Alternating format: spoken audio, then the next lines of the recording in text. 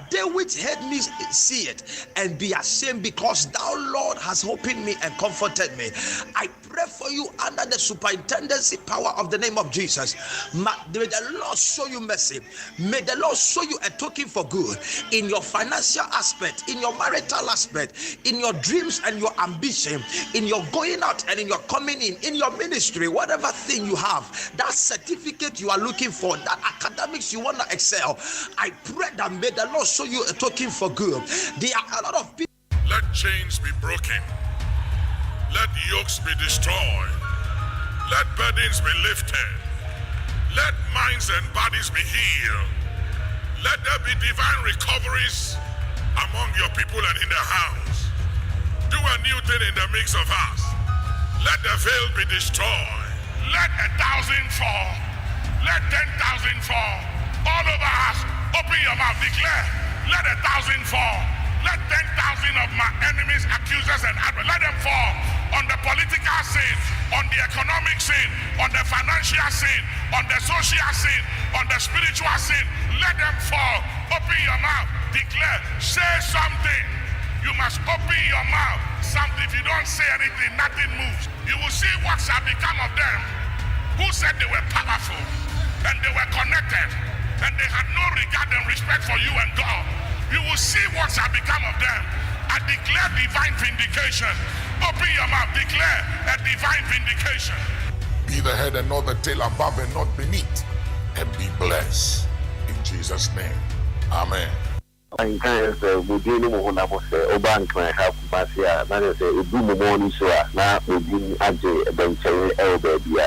Baba Yankopon Islam papa Yankopon Islam di ahenkan mpo nipa no dwen ho so de adwuma we bahari pakon ditum Yankopon Islam se nipa na Baba no pe wakan sema man papa Obo Yankopon kan ho na de kan ho na yi a kire wo Oboba manage ma ho fama se endemetimi nya because my trust every time we a product. To be frank, you are a product that we have to be proud of you. Nyami shira obebre Radio papa abozege. Thank you. Radio papa abozege. Thank you. Ghana adisiye obuoba ofore amanfo emamo ache edeba ahenkan 93.3 FM. Ghana adisiye obuoba ofore amanfo emamo ache edeba ahenkan 93.3 FM.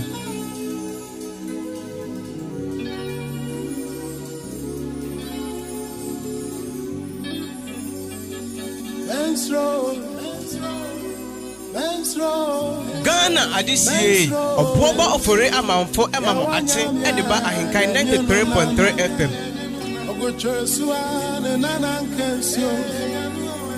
Juda busia kumu jata saini kunyimti franka ansamo pemo sin trabande akuvuja shwana kucham atini na papi ine faba oduma kuma yansabwa kwa onyima tinina ansana riati babwati abankasi ati munkum ioja fedum jena matata okromota opatiri wapawa nyeye akrosa na matu na bawa onshie etebota eni akrobe tunyami achibwa oni yeye na oni ashasi etebwa pamensu anema asase kaseso bimunya no satrana kanyuno na maestro Ghana adisiye obuoba ofore amanfo emamo ache edeba ahenkan 93.3 FM. Okrayebu anatabano su mayana na mbo de biada enti wo wenti free boy o free memo we yamine ona maestro bisani ati emuno asusini awariasi wachechechecheira remopo wasisasisa ebejiri Apima tuto ubemkume Apidra tuto unimfa Onyumkuwa na utibeshe Awe una bonifwa ketia Yanyini nama ensro Utini unyuma se Insanu nyuma ya wawa Roni ya shada Awawana ya watinina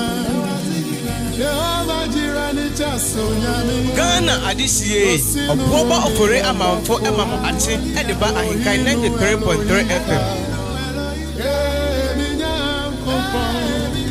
Jehovah Sama Emmanuel Niyawo Tikenu ya nkatabo Adonai ni erati Tumina wura Shalom ya na somejini Jehovah Rofeka Yamantampino Mayarosa Jehovah Roi Ayafupa Unimu Umbrane Jehovah Nisi Efranka ni Maboti Utini unyuma sao Unsano nyuma ya wawa Wafrau wa shada Yawa wana ya watina Jirani chaso nyami Osinu wone ya mbafo Elohinu Elohika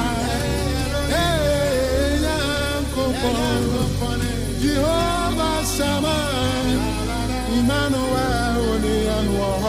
Ghana adisiye Oboba ofore amanfo emamo ate Ediba Ahenkan 93.3 FM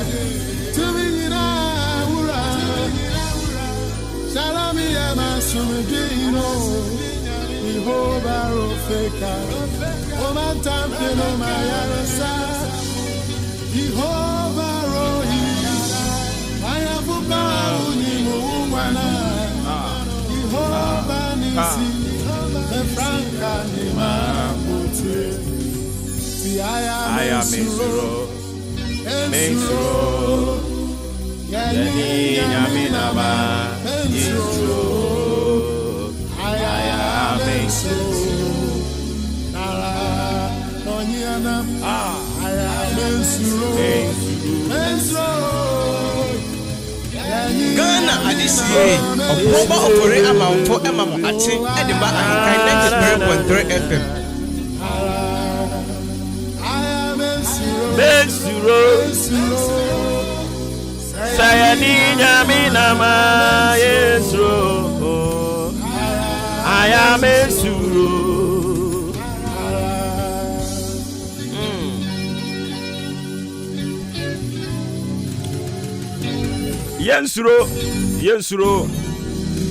Yensuro. And I know the book of Romans chapter 8, the verse 31. God say, what then shall we say to these things? If God is for us, who can be against us? What then shall we say to these things? If God is for us, who can be against us? I don't pray. If God is for you, who can be against you? If God is for you, if God is for you, say radical ho.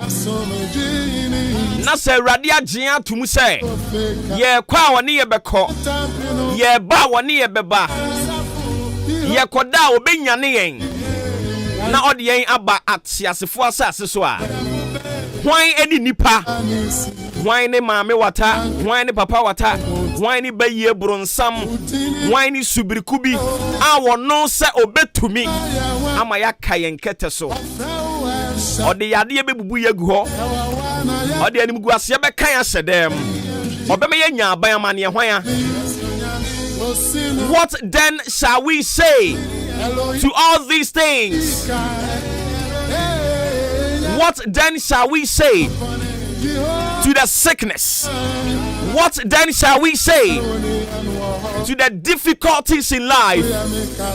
What then shall we say to the predicament we found ourselves in, what then can we say? To all these things, the sufferings in life, the tribulations,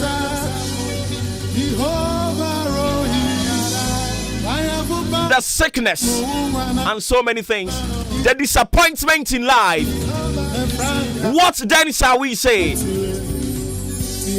If God is for us, I'll pray. If God is for you, why not there? Minim onipa anopai. Ewurade pressure of fire so ekasa de kire no. Anopai minim ne ewurade pressure of fire so na oni ne di nkomo. But asem wa wode asoma yen.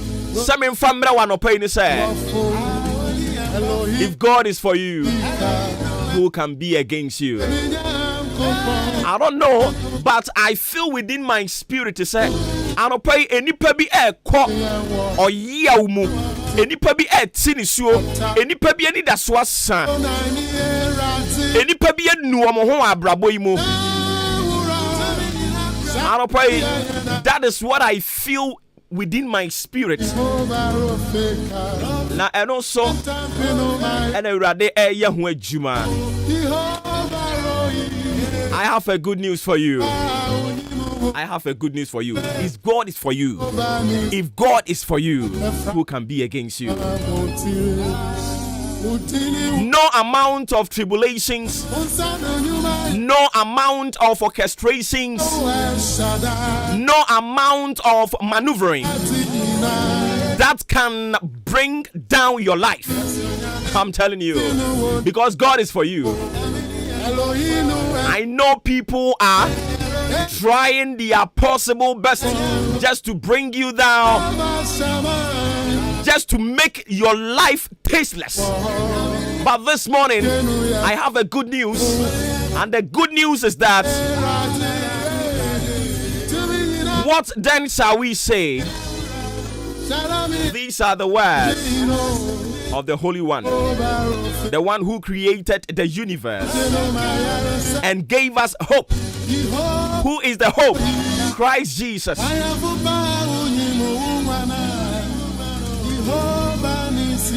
We then can say boldly that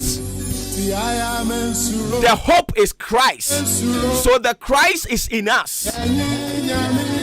So we have that hope which is glory. So Christ in us, the hope of glory. I don't pay. Wabrabona is shattered. Wabrabono utu eni antobi enim. Wabemme bu. Hwe o papa bi afiri mu, o maami bi afiri mu, o auntie bi afiri mu. Wani da so bi atofam.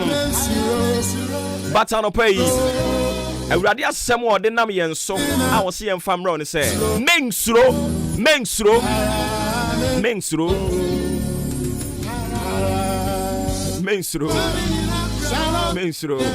What then shall we say to these things?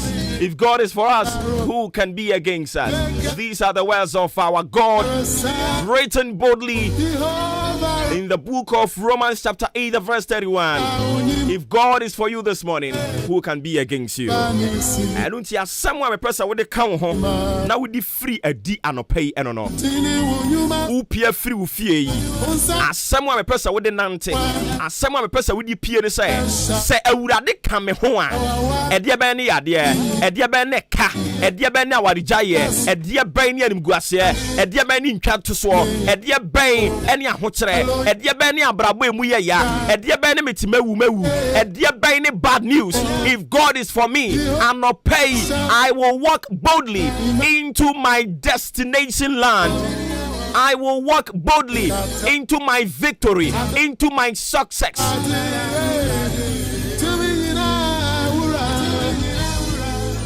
No amount of orchestrations can bring down our life. If God is for you, who can be against you? Minimusu omo besese. Minimusu omo besusu. Eni ntina utie onyom tuni ne nsem o ka o sese o hyehyehye a ebedwiri. Na kyese ye dan ya obesese. Eye dan ye duru baabi a obepese ode eniema bi behunahuna wo. They just want you to get petrified. They want you to get scared. They just want you to stop. But I have come to tell you, don't stop. Sadia na wasase a wo ye na obonefo no hunu se enkonimdie eba eninti wasase de niema bi di hunahuna wo no. Memma wa bamum. Me se de memma wa bamum. Awurade kan ye ho. Mr. Urade kan ho Bible quotations any ensem bi wo hono a eya na eye me de pa san say I understand the kind of gravity it contains and I believe in the word of God and somebody be me the pa or say God is in the boat. We have Jesus in the boat, so it will never capsize. Urade kan ye ho te koduo nim hwe abrabo koduo no no pa mi se urade wo kan ho wotim and intinya de ebe me moda eto da bia wapo ne so no asrochebo ai e kan abrabo ne ho me se eto da bia e wo epo ne so no omo kopo ne be kan kire wo se eto da bia e ya e wo po ne so no asrochebo but ye wo gidie say there will surely be light at the end of the tunnel. I don't even slow.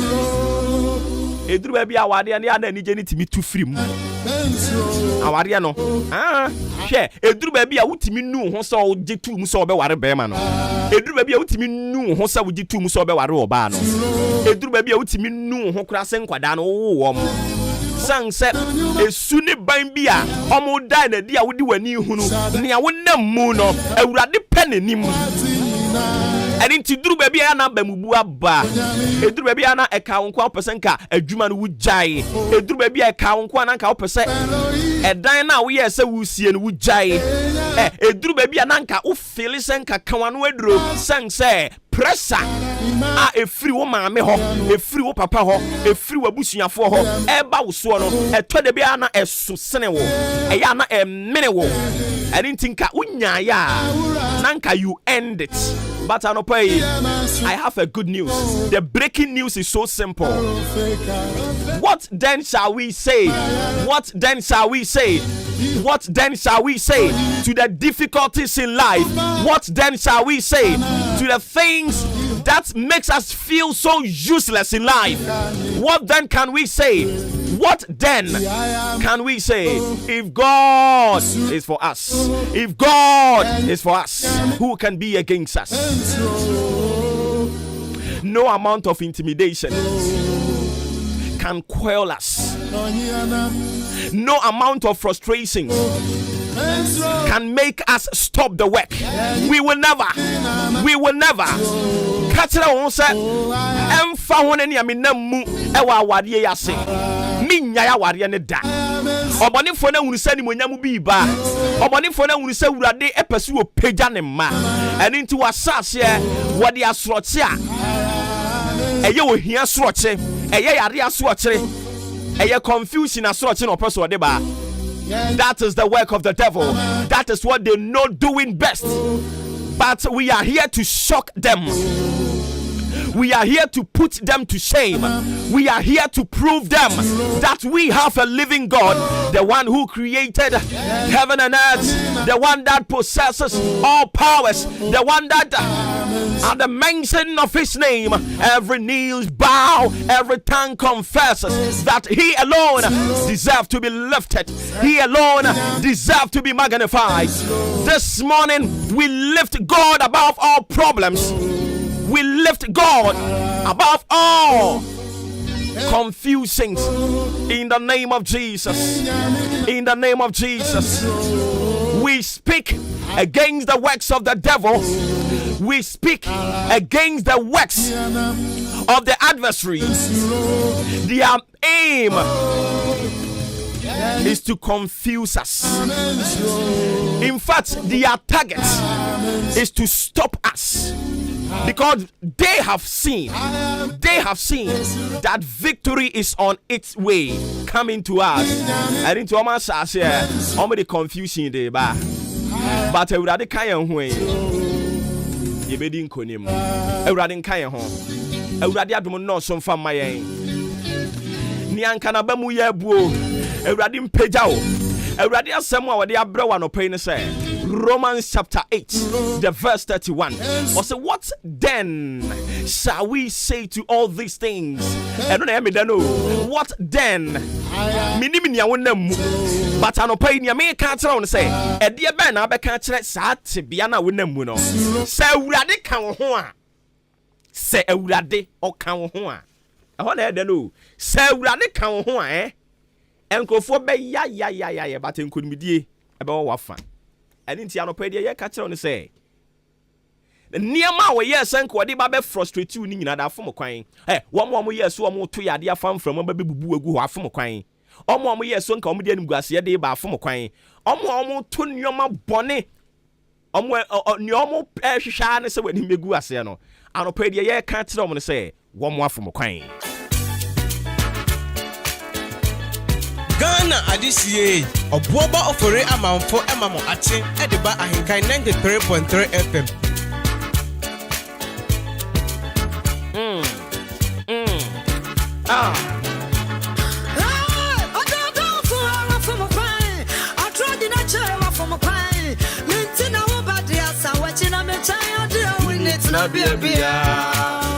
So a very good morning from my humble self to you and your entire family.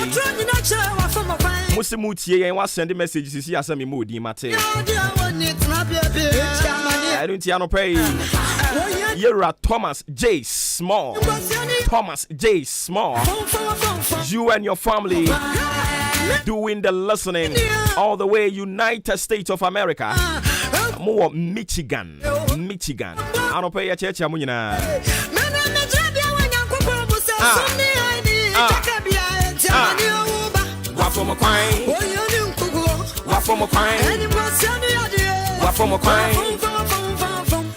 Where a prophetic message. Prophetic message. I don't pay me per se exercise kakra. Be a wano. Now on so kasegu abraboso. She enano making kind Bible no. Na mi kopie baby na Hezekiah. Oni nyankopon ebon komo hwe eye so good and it feels so good. So when you urade bebon komo e kwa be na be so ani urade bebon komo ani se obenya gidie na we bebon paye na when you urade be kasa no aka nsempa degu abrabo so e na no abra na Hezekiah oni nyankopon bon komo nyankopon bi say Hezekiah semba ko pese Hezekiah abrabo no se ne ba bia moduro ene ye tu kosiam ye tu brodom ye tu pure water ye tu dan mu ye tu emu ye tu emu uwo gidie pass niema nyina be yi ana na Hezekiah hwe nanim ene waka ne se urade se wokọ Russia wokọ Ukraine amai mienu de ntokwa tare so ama omai ewiase afa na nyina da we are all grappling the economies of all the countries ebre ewia the economy of the whole world no adentia before Ukraine crane Russia ntokwe beba no na COVID-19 edikan ba ama ewiase afa na nyina ba bia ayire se tare nyankopon se janto ato an bibisa wo simple question ugidi yie pa sai abraba wonam mu se rent bo minim se ekosoro minim se nyema mu aye den wo Ghana me yawe pa me nyankopon me yawe but me bibisa wo simple question ugidi se saade nyina to betimi atwa ugidi se saade nyina ebekoso na nso awurade me minimedie na Hezekiah hwe nanim din o se awurade enyo na wo boy yen enya wo na wo boy Adam enyo na wo boy Eve enya wo na wo boy nasefo nyina da meti ha yi obo me na wo boy me eni nti se awurade se wo se emfa woni asoroche ebebo mo se emfa woni asoroche ebebo wo awurade ka me ho de a ene mi wogidie se nia ekoso wo Ghana ni nyina da se ne wo ka kire Israel for na no se apem betoto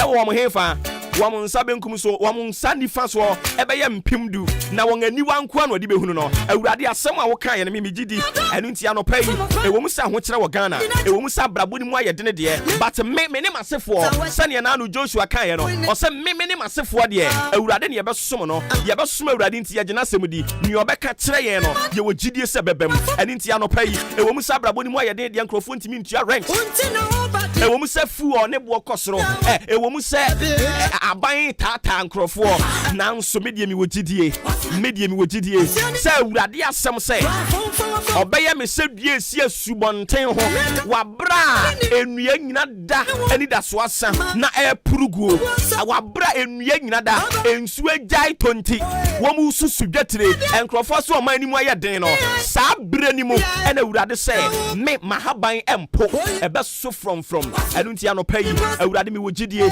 na me kasa gu me ne masefo so me kasa gu me ne madwumayɛfo so me kasa gu me ne me man Ghana adehye so sɛ yɛn deɛ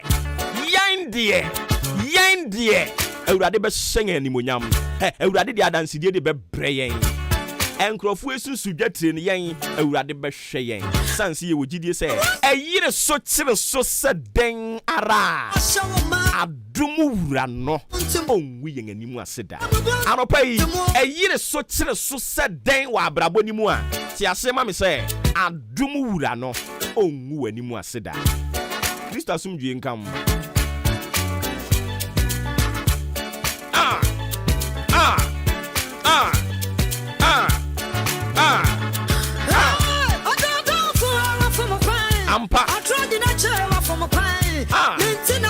my kakra. Radio papa abozege. Thank you too.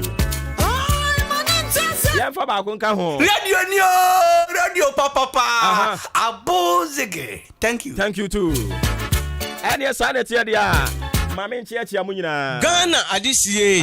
Obuoba ofore amanfo emamo ache. Ediba ahenkan 93.3 FM. Thank you. Yanti simnia for we more brand some fan to admit in some fama na fe yanking anim. And I no pay or semi fan to him say free and no pay copy menu mre. A puya man temunina say ni we more brand some be see a crow. Or tell say we are bebo. And then a wiankwa. And it's Yan Washan and so the Amama say we are no pay a wiana betwinity. Na etumi anya brenoa dandan ho abokama eduru awia bremu so ebebo yakwa anwumre bremu so ane wiem adwo ene nti yabo ne tofa de ama wa wo kire se ene no eyade se awia ewo wiem awia bebo ene nti ya no ahye ne so ama Psalm 57 minutes after 6 Tuesday 26th of April 2022 AHENKAN933FM Martini Jumedi Nidin on behalf of the team Odi Ahenkan Kwame Yaboa the international killer the original Abo Zegeman Honorary Dianimus executive producer Adwempa Yini Kofi Mensah ye lead producer an assistant Kobe K Open you in charge of saying social so no Kwame Asante Ano pay Menso ofremi Obuoba Ofori Amanfo Obuoba Ofori Amanfo the Commander General Ensroja Bakwayaka Ano pay Adwenkase yet in Adwum and it Adwenkase ho nkomonko an yedie and it is what journey I am akwaba you did you say and you made any query and I rather fast which now when it does so nyina bebem I will share ni mu rather be my own sack we yesu demo yeah by yesu ya den some bebre no anamo ai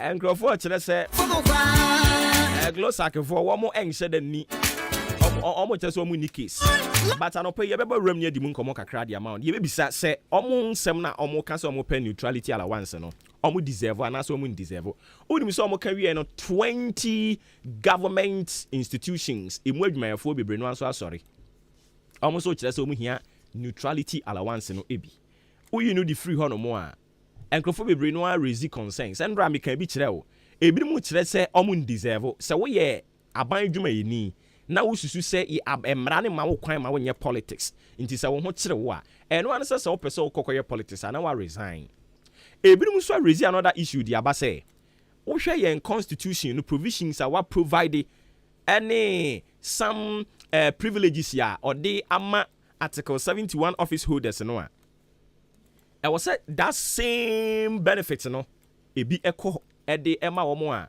ɔmo so yɛ civil servants for no anɔpɛ wɔn so wadwe nkyerɛ sɛn na ɛteɛ yɛfiri hɔ nom a yɛbɛba bɛdi nkɔmmɔ de afa sese wɔkyɛ sɛ nnuane ɛboɔ nso ɛkɔ soro paa menu mmienu nso bɛdi adanse sɛ nnuane boɔ kɔ soro yɛbɛdi nkɔmmɔ kakra de afa ho na afei ɛnra na ɛyɛ wiase nyinaa da yɛyi si hɔ nom a ɛyɛ malaria ɛda na yɛde hwɛ atiridi yadeɛ ɛdeɛ bɛyɛ na ɛde ba kwan bɛyɛ na yɛbɛfa so a yɛbɛsɔ ano nti anɔpɛ yɛ no so yɛbɛdi mu nkɔmmɔ kakra ɛde ama mo na afei nkɔmmɔ ahodoɔ aka bebree no nso so yɛtumi aboroboro so report bi aba a saa report no wohwɛ revelations a wɔde aba no a truly speaking Ghana yɛwɔ adwumayɛ papapapapapa as far as human rights ɛyɛ concern no anɔpɛ yi yɛbɛbɔ awura report nim nyɛ di mu nkɔmmɔ kakra ɛde ama wo fa kyɛ yɛn sɛ ɛnɛ no message no yɛamfa message no a yɛahyɛ da atwerɛ to hɔ no ɛnɛ yɛankenkan ɔbɔfoɔ no a ɔbaeɛ no ɔno abɛyɛ no adwuma wawie wɔkɔ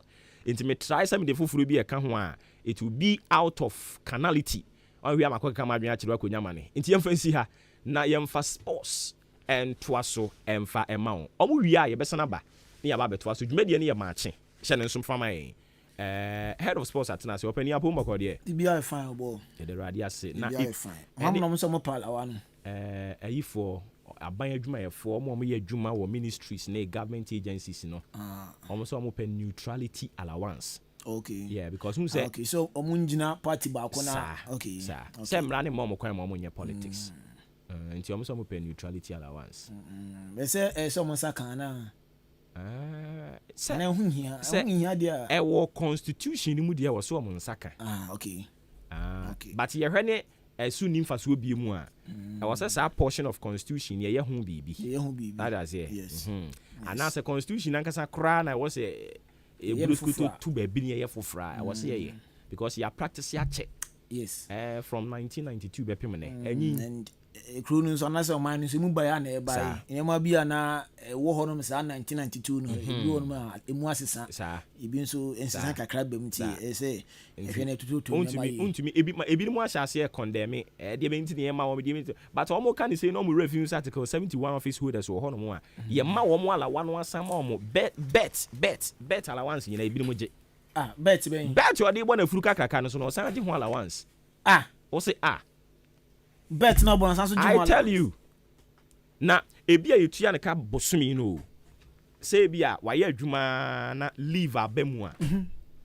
Or je ne leave yi holidays na or enjoy no. Ye san tua ne ka. Ye wa allowance e de ma no. Ni nyina ye part of article 71 office holders.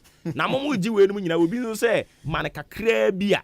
O de wo so ono no de ne nye. Ono de ne nye. But wo de ne de ye. Na we say this a constitution na nya papa momo ye nyina momo antontwene ba bi. I say eno na ekofo asema ba ye hwe ne sesa no. Ye yemra na de ma yan ye ho. So what I say and me teacher bi catch here say emra ma share mba be di sui say emra obia busu a enye mra me enye obi so na ntomra no so a enye papa sa na tie enti no sa na sem na kwaye what is good for the goose is equally good for the gander. Yes. Enti say enye de ne ye ntontwene but say wo ho ne de ye adwuma de a e wo se ye de ye adwuma pepe me obi anso nya so e wo se ye ne te say Christopher abanansan Bible ne ye fa ba bi ye de quotation you know na dia preach but ba bia etwi anim ne dia ye nka ho asem ya to baby e ba sa nso e moa ye mami nya ne to aso a yes nti agudwe mu nsem ye mfa nto match show no so emfa emamedie de Joshua Kwabena Janim Yosef Aji Obrempon Poku Alfe Foster ani Roman Ashite enso ebo ne jum bibia nso no ya de abrel ene anopa ye mfa aseda ema New Bafan Herbal Center the New Bafan Herbal Mission aba eduro yi antibacterial dura na se ebo ama ne emema enye figure typhoid fever na hawadwen anasa yem krona etete wa kidney failure menstrual disorder bible wonu ma bosuno so ko afichira bekem akam sa mpacho waduro no enwa ene New Bafan Herbal message bina boba sa ha no ebetu ase ede ama afe white anasa candidacies na etete wa waduro no enwa enso ene New Bafan Herbal mixture ebetimi aboa na bibia enso etimi akọ fine ede ama afe Bafan natural capsules enso aba we no duro a ya ahwema jatum se do onoma enkofa ahabia emfa embra wachire ne na se eboa mema enya agudie eboa immune system no esanso male vitality afei low sperm count bone ma djuma no nimbo obaba no so fasode de emfa bi embra no we na na se uhia new bafam natural caps no bobo na bibia enso I fine edi amount afei waist pains siziare na etete wa kona koje duro ibi na bobo na bibia enkoye enso emfa emma premature ejaculation obuo no ma na se ban beba game no de hihye so anche na wajemu wado emma emwa edi graphic no atomankofo akenkan ko na koje new bafam natural caps na bobo na bibia enso enye fine enso emfa ma gonorrhea na etete wona se ndem yare bia de waduo no eno a enso any new bafan natural caps ajimina bobo betimi aboa na afetu ase enso ede afe malaria na etete wo malaria ne eja okodanda dia ura drugstore bia pharmacy shop bia chemical shop bia kaso pe bafan malamis one time malaria no ebetu ase ede ama afe uti na airpie wo awona tesi usu a na se general body pains a bacho wodo no eno an bafan malamis ajimina bobo betimi aboa na afetu sayare wo nyina ase enso ede ama frɛ number na fe jinchemu a esimidie number 0240 581585 0240 581585 and I say 0553 511 501 0553 511 501 0208 233 na phone new Buffon Herbal Center for Eddie Enkomo na bibia enso akoye ade ama yenshan sem na FMF Europe enra ya games menu eba so EPL na fe taren seria ne mo na se na results na ekoye ye Crystal Palace atina fani list akotiye obia entimi anfa goal enso Antonio Conte mo afe Sassuolo enso atans ma Juve atine boneka ni mienu na Sassuolo fo no omutimi ateka ni bako Raspadori abrantia na se onya goal no ade ma Sassuolo afe Paro di Bara ene mo scan so etimi jom na so ebo 2 goals na nkunimdie no ade ma Juve enra nkunimdie ekode ma Juve don so sam no jede eja the UEFA Champions League no games no yade enanwumre na eba so 7 o'clock ban na games no enso etimi ahyase enane china na sa 2 games no eba so na ena game ba kwa eba so no ano ba hye say Man City betna fe oni Real Madrid game no ade bebo ni sa game we eba so 7 o'clock enanwumre na sa game no na se eba so afe ochina Liverpool betna fe or Anfield no aton sa da fe Villarreal no the game no enso ade abone 7 o'clock ade onso sam no yede eja na sa game we amuno na Pep Guardiola na se oya head coach Adwuma Man City no odin sem kakada to do Sunday no sa game on Madrid abone de game a bad tight game na so ne o me exceptional na for team qualify la come anim akopim the finals of the UEFA Champions League afiente sema Pep Guardiola isala edituja. Listen, this competition we were through against Real Madrid, it was tied 2 games, and we are out in quarterfinals other years when we were tied 2 to go through. So the reality is that in the last decade we are already there, qualifying for the Champions League, and group stage goes through and arriving sometimes quarterfinals, sometimes one semifinals. I have the feeling right now, even being a few times in that position, is how nice it is. We have to do 2 exceptional games to reach the final, and hopefully we can do it. We can do good games. Be ourselves, and it's not necessary to say how much we respect Real Madrid, how good they are. It's an honor. Of course, reach the final and win the final, like Madrid, like Villarreal, like Liverpool, they won it, but in the same times, I will never underestimate the fact what we have done and being here. Never ever. We sema Pep Guardiola head coach adema ebobo kwande Man City no na se ono so ode etudwa afa Raheem Sterling enso a player Edman Man City o send Man City de o me team o maba o mo compete with big trophies na ne no trophy bia kopimo England na o ma jibida aka trophy bakope eno ene Champions League no into enanwumre focus de e wo so o mbesom konkodi de komanim na fa Champions League no so o mo ji edesom na so Raheem Sterling e kasasi. Every season we come in, we're a club that's always looking to challenge for all the big trophies, and you know the Champions League's the one that's we haven't quite got our hands on, and it's one that we're focused on. AHENKAN Sports. Ayan sama Raheem Sterling enso a player Man City no odi atudwa na Carlo Ancelotti enso a head coach Edma Maduboko no onso kasa kakra ade fa game na nwumre oni City abon ho o kirema ense game no ni players no mtimi abon mbon ye na bibia nso etimi ekwa fan ede mo o se won sa we go die ye front ni se ne no Madrid for no omtimi ebiemo na fa game no omtimi abo se ni players no na so me concentrate na fa omtimi bo game no 120 minutes na bibia enso etimi ekwa fan Edma Maduboko ente sema Carlo Ancelotti enso edika ho. We need to play well. I think the fact that this away goal rule has changed, I think it will be a more open tie. I think we have to play for 180 minutes. In this type of game, there's a mix of happiness, joy, obviously, because you've managed to get so close to the final, to the most important competition in the world, and that worry of playing against a team that is really, really strong. We're used to it because this league, this competition, this Champions League we've had really tough games, in the semi-finals, in the quarter-finals. All the teams that were the favourites in this competition, we've fought against those, and it's gone well for us. We will fight also tomorrow, without doubt.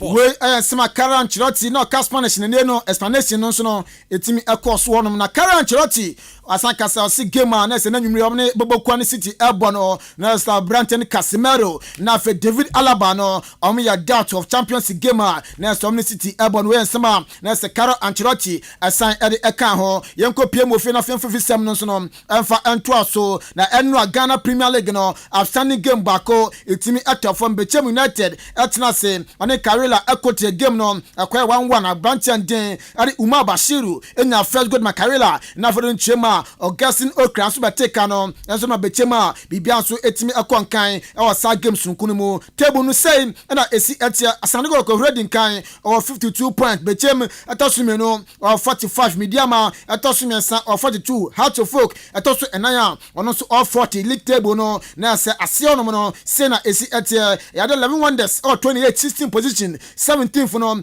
wafa or 26 na for Elimina Sharks enso eda so one ma ono so 20 don so nsem no yadi eja na mpiemu Kotoku Royals akachi nim se yada Ghana Division 1 League no match day 23 onkopiemu Koforidua ono subibi na di game no enso edi every time so obia entimi anfa goal anfa no kontemu Koforidua Rivers Park na enumu na nsema boba no na se enseda enso ni report en second ni Kotoku Royals team no players na for officials no na se empambura na subibi for edi abuom no na enye agudie no nchema communication director edi ma Kotoku Royals bobo no papa ndin ade oketachie FIFA atchechensem se na bibia enso esiye ewo Koforidua na no other Sunday no. And that's one, na me kwa so building that's one na our friend no hwe na ni ase ubekun se ade ade key na ka ade one ani no mo se na ni na se pe e ho na ade one nti e ba sa fe ya wura dressing room no na aye dene o hwe dia eye quarter ni ta tie players no fo bu be mienu miensa anse no we da kwa be wura ba ti no wa o hwe ba bia dressing room no o be twakwa mu anse no wa be fo ba na e kira na eli nyan na no kwere nya me enum ye sa dia ade ni si ko ye no na ano e hie pa nti be ka se e ya de a omo boye pa ne de bin Canada omo boyan to kuba zaba omo ebuni bi empanifo bebre wo ha omo so ebro ni bi kika kam ebi wo ha omo kita aba ene ya bobo da do wa no ye nya ebetimi dia bon ebi num so wo ha na che se kontima ni ade ye ba se de omo dia bo ni nyoma bi abro promu a ba se ne ko aba bi amu akakra enti but we ni nyoma kakra yes after kosu chiremu place na se yebo won se Samuel Pagbri de na se bra brantene di ye na ndikotoa afe captain Macho Christopher Free or saying over best 150 supporters set to go so amo yom finfram okay supporters over 150 omo agency eye Kotoku official players aka dressing room ema me no ka say yehu ba bia ye fa ene yehu ba bia ye for players bi ti say eye Samuel Apablia ono on the day no na okatim no ben so one dressing ono no omo de omsaki kan ebo ne kama obi ti say Macho omo ebo ne kama obi ti say RFA driver friend Mumuni ono so omo bodo a couple of guys dey do ha omo de omsaki kan we sema communication director ma Kotoku Royals edutu ni na fair player and then yadi ki ese ne niase abie se epon no that's one ewa pages ono so kasa kakra ade esi ya ntia yade ayasa ki no enso edi ewura ne niase everyone because first half and me ho kwaka mo player back. Me ho ka player back no e wo omo technical bench one na players me dream bi kaba na back be pushi me na back so ball me no me so me pushi back no me gina ona me ne players me kasa me players so aba bi so me say me come chia na me wi so mo technical team back o yoluman o na pampa mapa o ba me so no we full blue na me ka say bi o ba two blue ki me be dodge not knowing say na safo ahye ne nsem safo ahye ne ntante nti o ba me so ano o yes o ye blue na me twe me wona safo na wo me lucky god safo na wo me but me twe me nti wo me ni aseti na moja ba pa so me free the line so omo coach ni kura tama me player na top from na gidi ba na omo coach ni kura two blue but no two blue no me so evo ye nti that's when the pages no adani Van Damme na say or so blues ewo eye enra and I say Sunday ewo Kofori Atafo Park afọ kopie ma that's when the was so chire mu players na say ebu o say bro de ye bu ompa ye pon ne de so ani no so mo ntia se ne me fo car na mbe park car no e come car na ko park ku push head one e wani mo no tapo so unum tapo pa ku push head na fi kuma be fu ye car no so mo member o mo to bo kra boy car no gate no or the wash glass na wo gate ne mu di tua o hwe car no entrance na e di we inside ne kra na e ho amoa ye driver na e place di macho di car tournament mo so mo mama tunku ra car di o through na mo cha de mo hia na ne beating no ye wa da no ku ra car ye drivers ne de o mo nti anra alupre na se Sunday na alupre na se ogene hogena oti kro ho no pa ko Kofori a wantimi anya hwafe team manager enema susubribi FC Yusuf asu chirema ase omo yesa no obetimi aka supi se omo nya susubribi supporters na mom omo yankofo a ompe the downfall of susubribi yentiensema Yusuf enso ekan.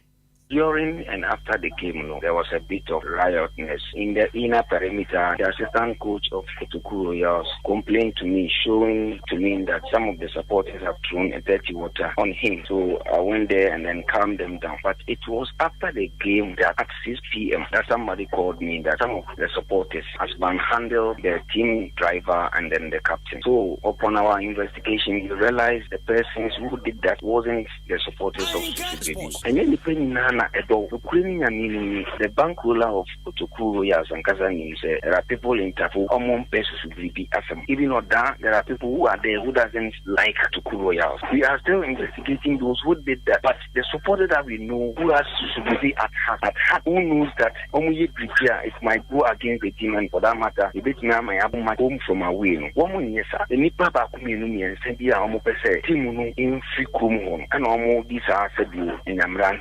Now you yes, Oyo no san chem sende no amba trapoji letter chopa kese pam ne breko to kura do bokon so munjintum na omunja bibia manenka ko so mo ya stade ne die na se omo nya Susubribi supporters yentien sama Yusuf esandi kan. The president of Susubribi, who happens to be the former president of the TFA, George Free, doesn't entertain these things on so. He wasn't happy when he had this. He wasn't around when the game took place, the event took place. So he wasn't happy. And we are in the course of writing a letter of apology, serious one, because the regulation states, Bob match, now Bob home. You are responsible for the safety of the home team players, the match officials, the supporters, and then even your own players. In Tribisa Abano, distance from it because I said this is a DNC. Now, if a bonifobi, I have had the national. I want to say the park to Korea, Team Mitchell, the players, TQ, and their president who we had, he was manhandled. The poor Mitchell to be this minimum. You need who she, you need to be Nashada. I have had the image of the team. Yes, into when someone as a team manager, Edema Susubribi, Yusuf. And so at the two and Manjina Verson of Fiafa good Yamusam no NC na captain in the morning no Boba for them and from morning show no and twas meeting the Joshua Cabinet Johnny Yosef Fajiri a boy a problem papa quad faster and in Roman as a table in a boy and seminal yet be jaw. Yes, so captain in the morning Waboba Ofori amount for at the morning show at twas. So until then, good morning.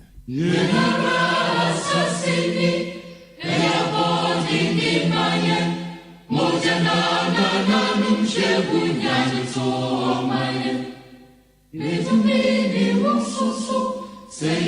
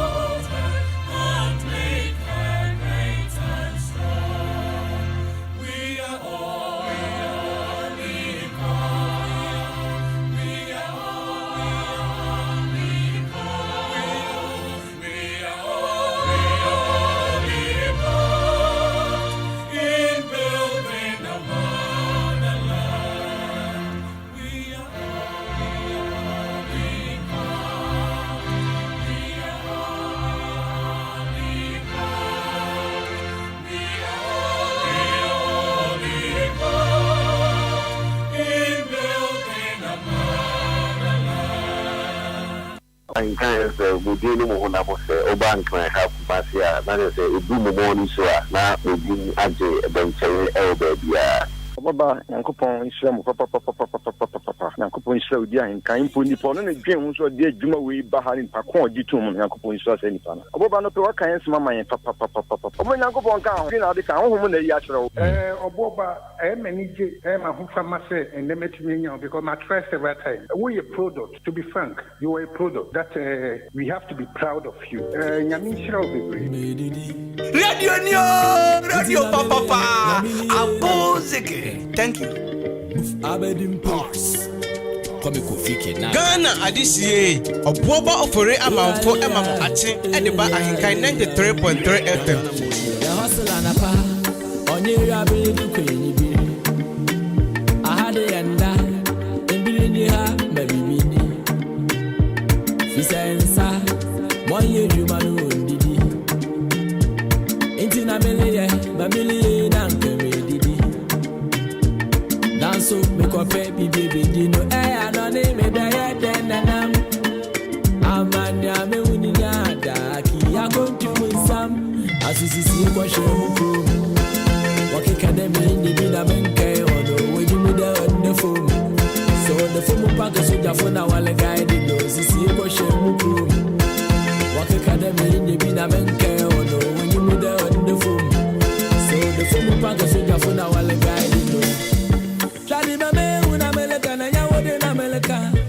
Hey, I'm going to win some yelling in Anayaka. It's it, but they must have been in Amoyame. Hustle mini baby da Same yari party da Nyame na wasam yare Aude over nyame awa westela Moshe gesi pobo hard trick no Jehovah nyame awa westela ma Motivate boji goke Mama atafu wenyansro ya Mama ma yesro ne maya no no Mama wankada nyame ayasom no na wanyino Akuido nyaya no po Mame una America na nyawode na America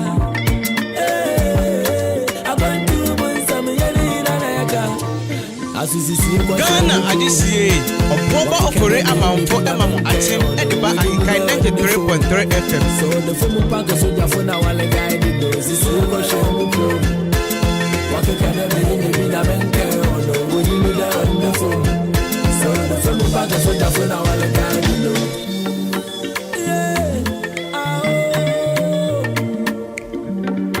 be my soul.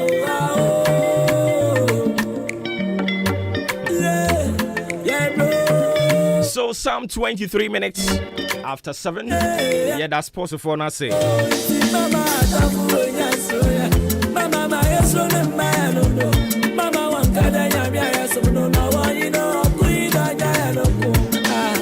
shaya be wa habia kama ya no long time. Messi me shaya ba fa wa habia kama fa no. Yentu adwumadi ni so mfa ma. Brother me shaya. Me pa cho betumi adwene with your comments, your thoughts. And in yakaka ho nyina 0594841044. 0594841044. Fabra na ebre ekwa nimu no yenkenkan kama emfa ma o. Enunti mehu se obi de ne de aba. Ma menyin free. Also good morning Ahenkan FM. God bless you all. Also you are the best in the east. Dame Evans. Thanks for coming through with this one.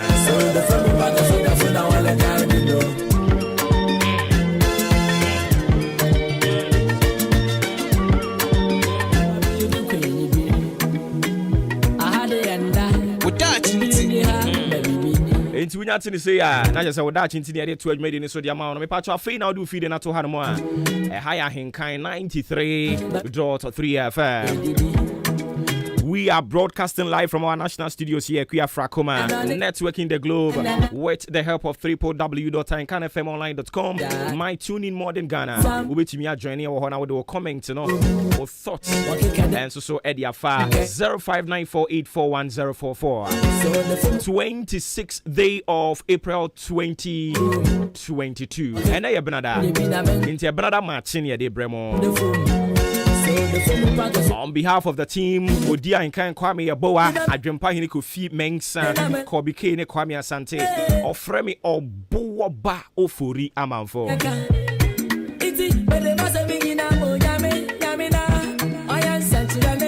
I don't know, a belated birthday encore and fama Pastor Tay, Pastor SK Tay, Christ Apostolic Church International, Family Worship Center, Achim Odan Estate Assembly. I don't pay a very good morning and belated birthday once again. Going out to you.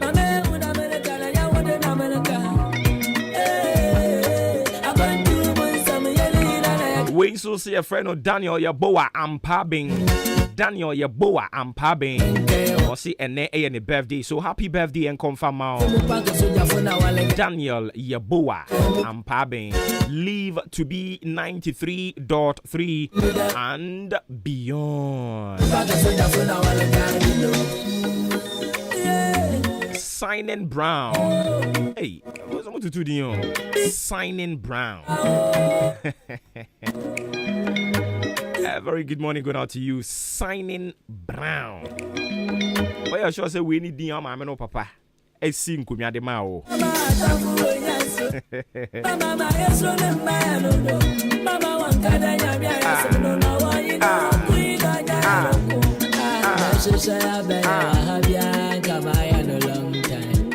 Messi me shaya ba fa wa habia kama fa no long time. Brother me shaya ba ya wa no wa ya. Kama ya ne da. Messi me yamfa wo da chinti mfa nto aso mfa ma o. Sane amunimu da no wo da chinti your bra kwantu mu afutu ani mu adesua aya na ye tai esua na ye ritu ye ho fo. Anopai ne ye ka e so simple. Yes, no pain, no gain. No pain, no gain. And when I make a choke, I feel actually cry. Hey, brofo, no pain, no gain. Near me passa what you say, Abraba ye bono, a diaba ye dia. Enti, we live by the seed we sow. And also, your brofo, don't worry, mess actually. Abraba, who boarding in a diaba be a wedia, inti, and never be a métier.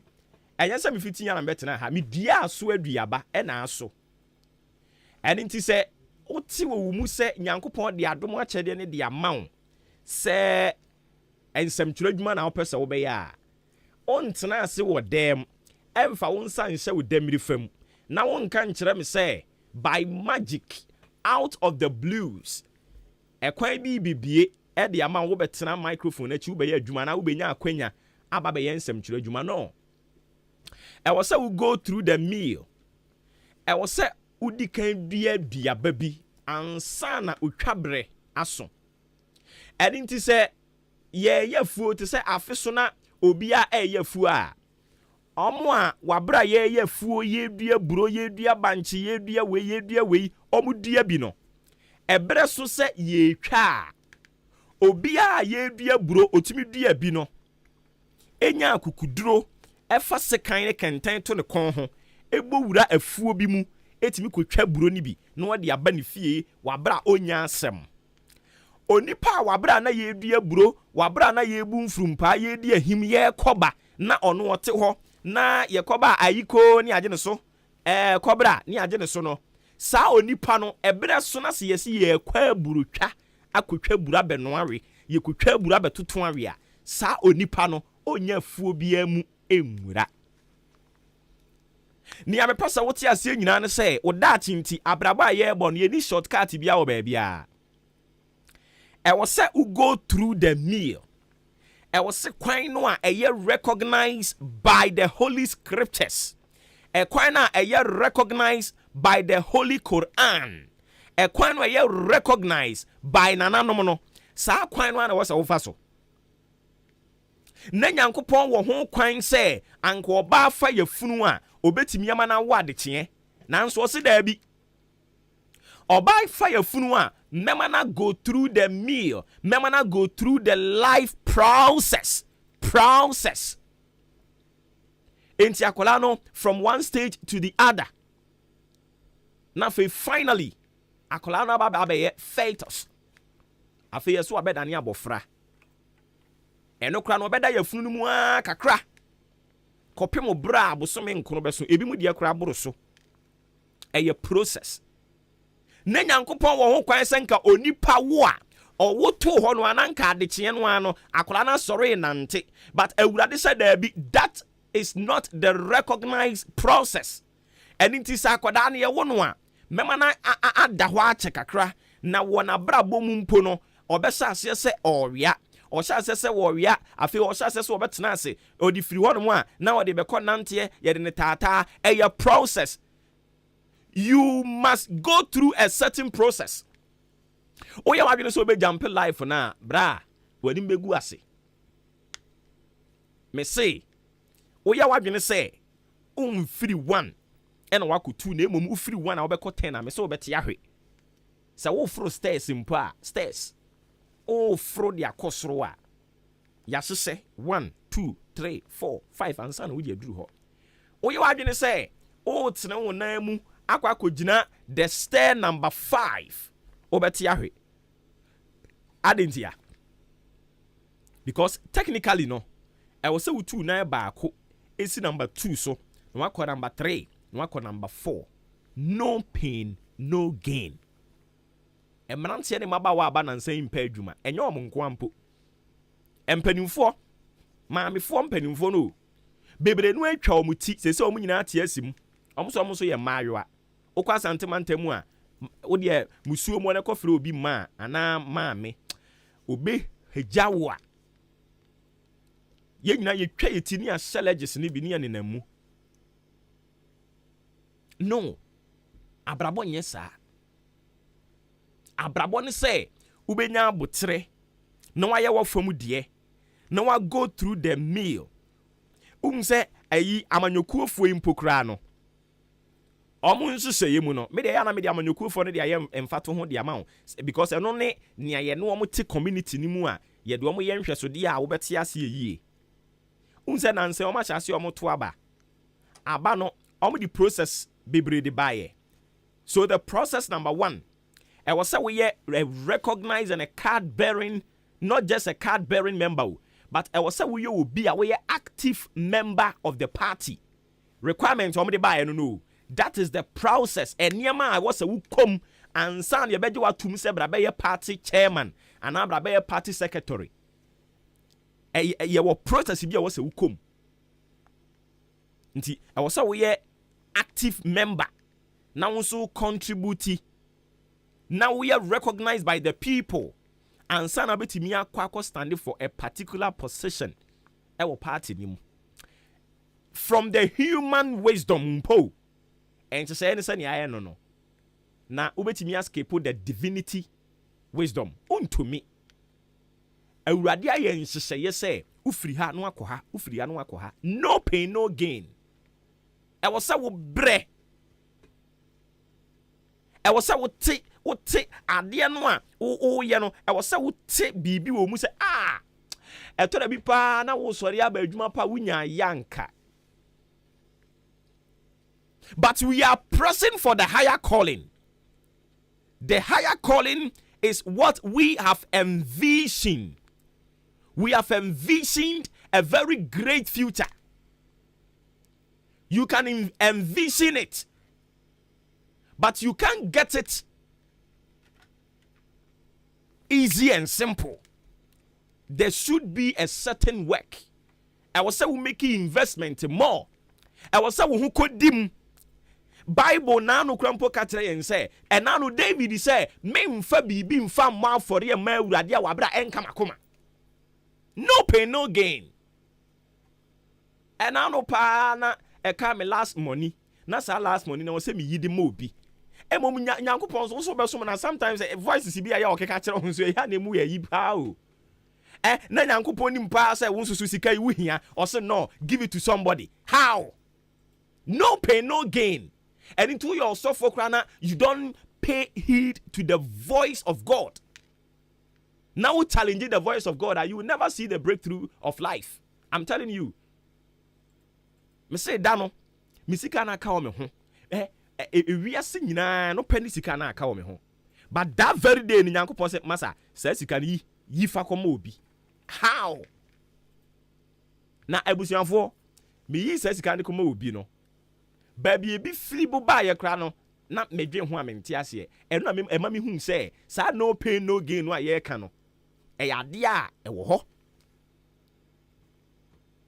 ho intabrabo na ye bo ne de menua e wo se wo ti ase se e wo se wo go through a certain process se wo te se obi aduru the apex of life e wo se wo tena asena obi sa ho se sa apex of life no or sorry ya no kokoduru ho ana no ofiri ba ko komienu komiensa ko nan ne nantie wa abrabor mu no enya se onyane nyina smooth eni ntina ama na duru soro ho no da bi eduru ba bi no otehwe eduru ba bi no na ba mu buye eduru ba bi no ne wire hoye eduru ba bi wo yare ye eya na em se president ne MPs ne ayi aban mu mpanfo so nyare ho se ne to da bi ana malaria amoa wono sa pepe no mo so eto da bi ya o mo feel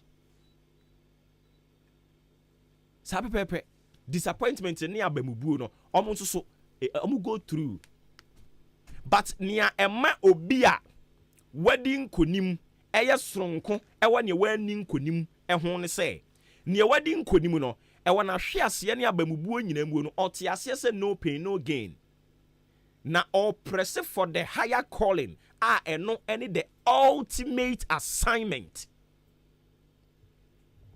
ne dia he ene say nia wodi wani esusu ye nia wodi wani ebu ye abem e dia ma wo ti ase ma me sa abrabo a ye bui wan kotoa wonna se wani kum se den na wokogina ompa animu a oto ho to so wo be pra gisa wo burn it down ansa no wada se sika kura da fom a gisa wo koto ansa no wafa nti bra mami sister ti ase se eye no pain no gain abrabo na ye bo sa pepepe netie erade nkan ho na ye da chinti ye nti ase se eye no pain no gain enunti se ye hunu so obi ayeyi a ye mo ye ni mmere no na emom ye bekọ kire na tena ase na ye bisa no na bakọ sem na ye de bia ya afutuo e de ama ye ho ye da chinti erade no momo ayen no wonkan ye ho e wo Yesu din mu amen yemfa de ubonkrata mo so wonfa nto adwumadie ni so emfa emawo na yenko yen anim enranso na ewiase nyina da yisi ho no mo ane de hwe etridi yade malaria anope ye ne a doctor fo ni bi bebo nkomo na omososo a educate yen kakra ebinim esusu sese ne ye de covid vaccine e de aba no nso oba Ghana malaria no edi enya ye mu bi say me body ni say entontom bofa ho kakra bi kra no a ni manya amane ye we nipa bi ho no mu a omo ne ntontom ani nhia nti ebi mu susu se de COVID-19 vaccines de abai anka yemfa malaria vaccines nso mfa mra nanka yemfa nina mu obi eno de nka be nyina kra kwa obi one saafo ne ya adwen na no mo nya adwen malaria vaccine nanka yemmo na enu no mu preventive COVID ne dey still abibire no e doubt kra se enya no kra se bae but nyankopon pe nenim everybody for ma chairman opay yes malaria vaccine kaya pa no the bank eh ma yele ma de bidiano abotre malaria kum nipa bebre kum egusu kum nipa kra chen covid ban nan sen ye didimrika ko cra vaccine with plenty cash okay nya bad idea a good pa na ebi wo ho de your malaria vaccine wo de sa no me tete ebi no okro mbetumi ayi bi aba na corona okro maye na wi malaria malaria kum nipa o anya izewu ekum nipa papa yade e kan wa etinse do awia petition ma na fa o wano tumi wo so gagagagaga ase kukontesi drugs na ho po che na woni ma ye hoya malaria ha dwen na wa petition wa bi da dabi sani ya ma hu bia wa wi bi da sani o de vim kan ye no me ka say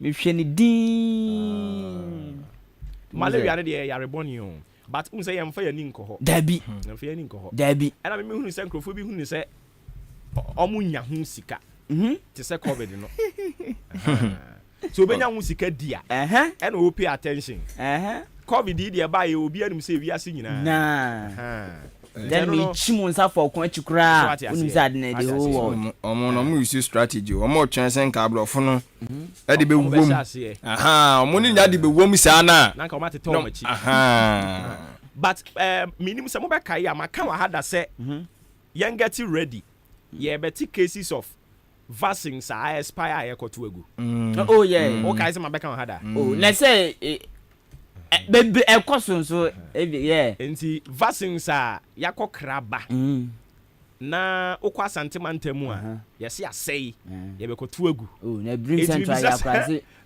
over just one town be 1000 ese mum koto gu ikwa enti za sigara ne kokra ba no e bia na ye dom de be che ni bia so mbe chiche ye bi oh de je bia no ni ye de ombe che ye ni bia na se ba critical sa na ye be kan ade ba ko a e wo se Ghana ni bia ekoda a obo ho mpa ye awurade enka yen akandifo na koma na omma wo mo Ghana omfa Ghana ho dadwene nto wo so ma omo da kra ma omo na sampa ebo ya ba cho emfa hwe yen kwampo adwuma ye wa ha eto da bia minim se mutimi go through sa de a eto da bia na krokrotimi chi wo se no de you are thinking about the work say on person obi mana ye one way na wo dwene ho saa ebu a wani timi ti me de timi ya me pa wani timi ti na o dwen ho me fa sen fa de na me shim nyi de na mfiri oh yeah story ben na yenye ampa issue ben ye pursue isida to me crazy to me da wo de beto anya se wo be ye ai ba ko no dom friends asemi dikan ma me kwa no si enya ize anim na mo so na me nam ho enya ize na wo dwen ho saa se kwa be na be fa so a we be fa na se research kra san be bom kra de na asem na say and they say manda research bi a is about human rights tin o kan ya unwie da and e be ka ho asem okay human rights enkrofo a yetieti omofa hodie so research kra ma tia se court no timi the ruling be the ba say aban ni ntu anamo sei aban ni ntu and it is not only aban your tisu you aban no abako ni nyina court timi she the ruling ba say we na monye omonye ami nya mo ni mo wura mo ni yanko yanim enti yera billy ya na wadaro ma watwia ben ayi we ne ba ko nse mete hyehyɛ bi wo mu se enya mo no I think say was meant number 3 we no okay number 3 we nya we because you know things say make noise kakra air condition dey this are making noise kakra because mete ayibi wo mu sa I see mu na eja mo fa da banka anapa no so about power minute aduana 9744 adeshimama ye mamuni na chumama kwa babiem edeba ahenkan 93.3 FM so da banka ta do abadwa so na busia yatena se mmienu mrante mienu ye de na poso ebro ntie boso chewa na anidi mu akodwa so akope biato na wajonan atoso no akenkan mu atumu nkyene dem de shasa no pay eye de obokrata ya tudin say the daily statement de obokrata ensema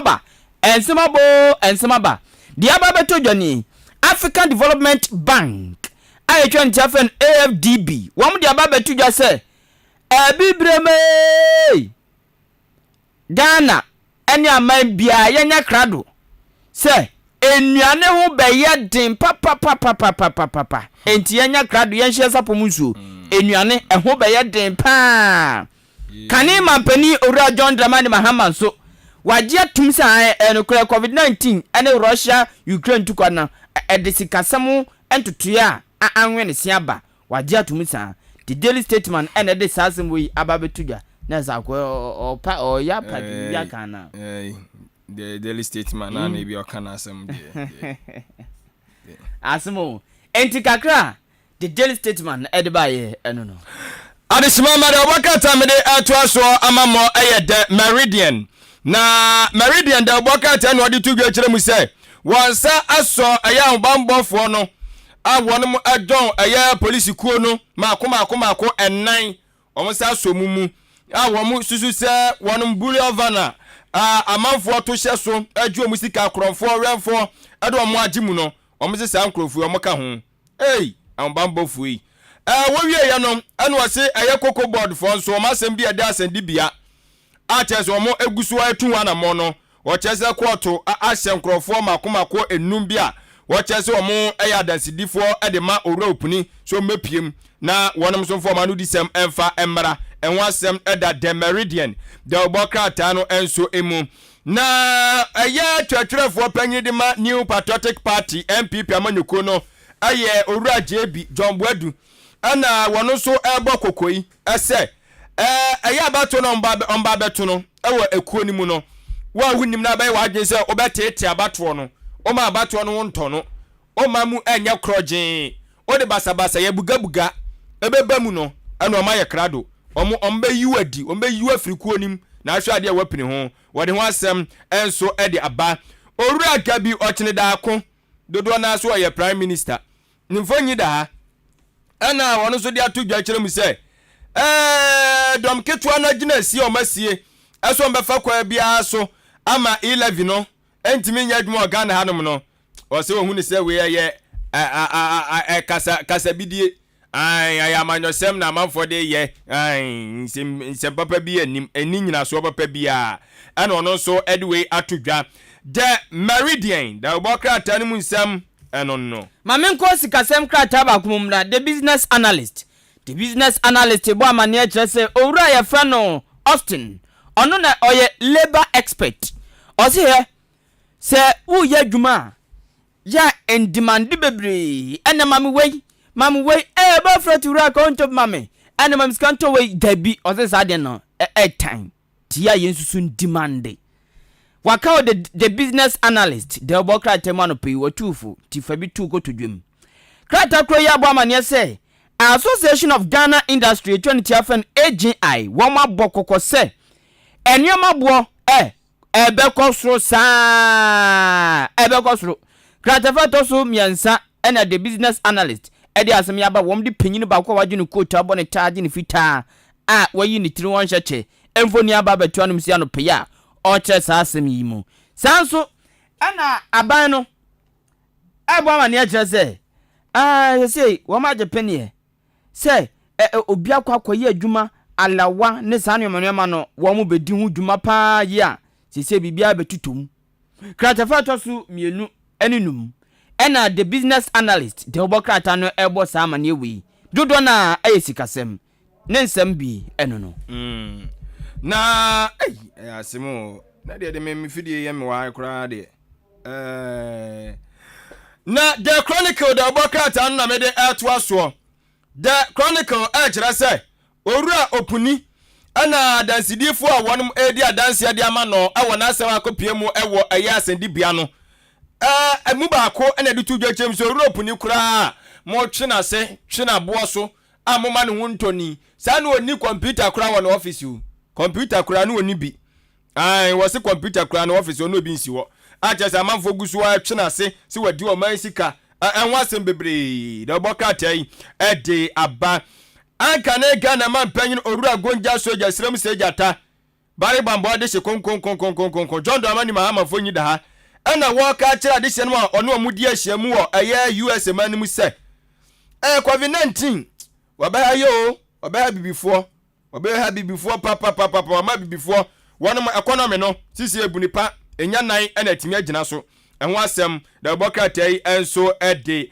aba ɛwɔ ha no mo na sanso so ana ɛyɛ Ghana man panyina be de kyire Dr. Alhaji Mahmoud Bawumia asufo nyida ha ana waka che bifo nyina se ye hwe ko ye befa so e bebie nuomam ai bebie kwan mu na atimi aboa ama se de be yeso yensa betimi aka ayemputunyuma hodo a yeso ye hwehwe ode aba awode ogbokrata yi ensuso emu na wonum a omu sori omu borura eye atiwa forest ni mu no watu wonum fo abo wonum kokko se mampanyini enya de so betra se so kra oni na ko borura forest mu ekobu mu nua na eso mu anaso de okotu fo magudi ho na eso mu waso ebeye hye abu ginapo wono ene oso afo rensase ene obo ade no ma hodo so nsemi wono ene de abetu dwa the chronicle the bokrata yi mu ene nsemi ewo Daily Guide the bokrata mu nsem enam de toaso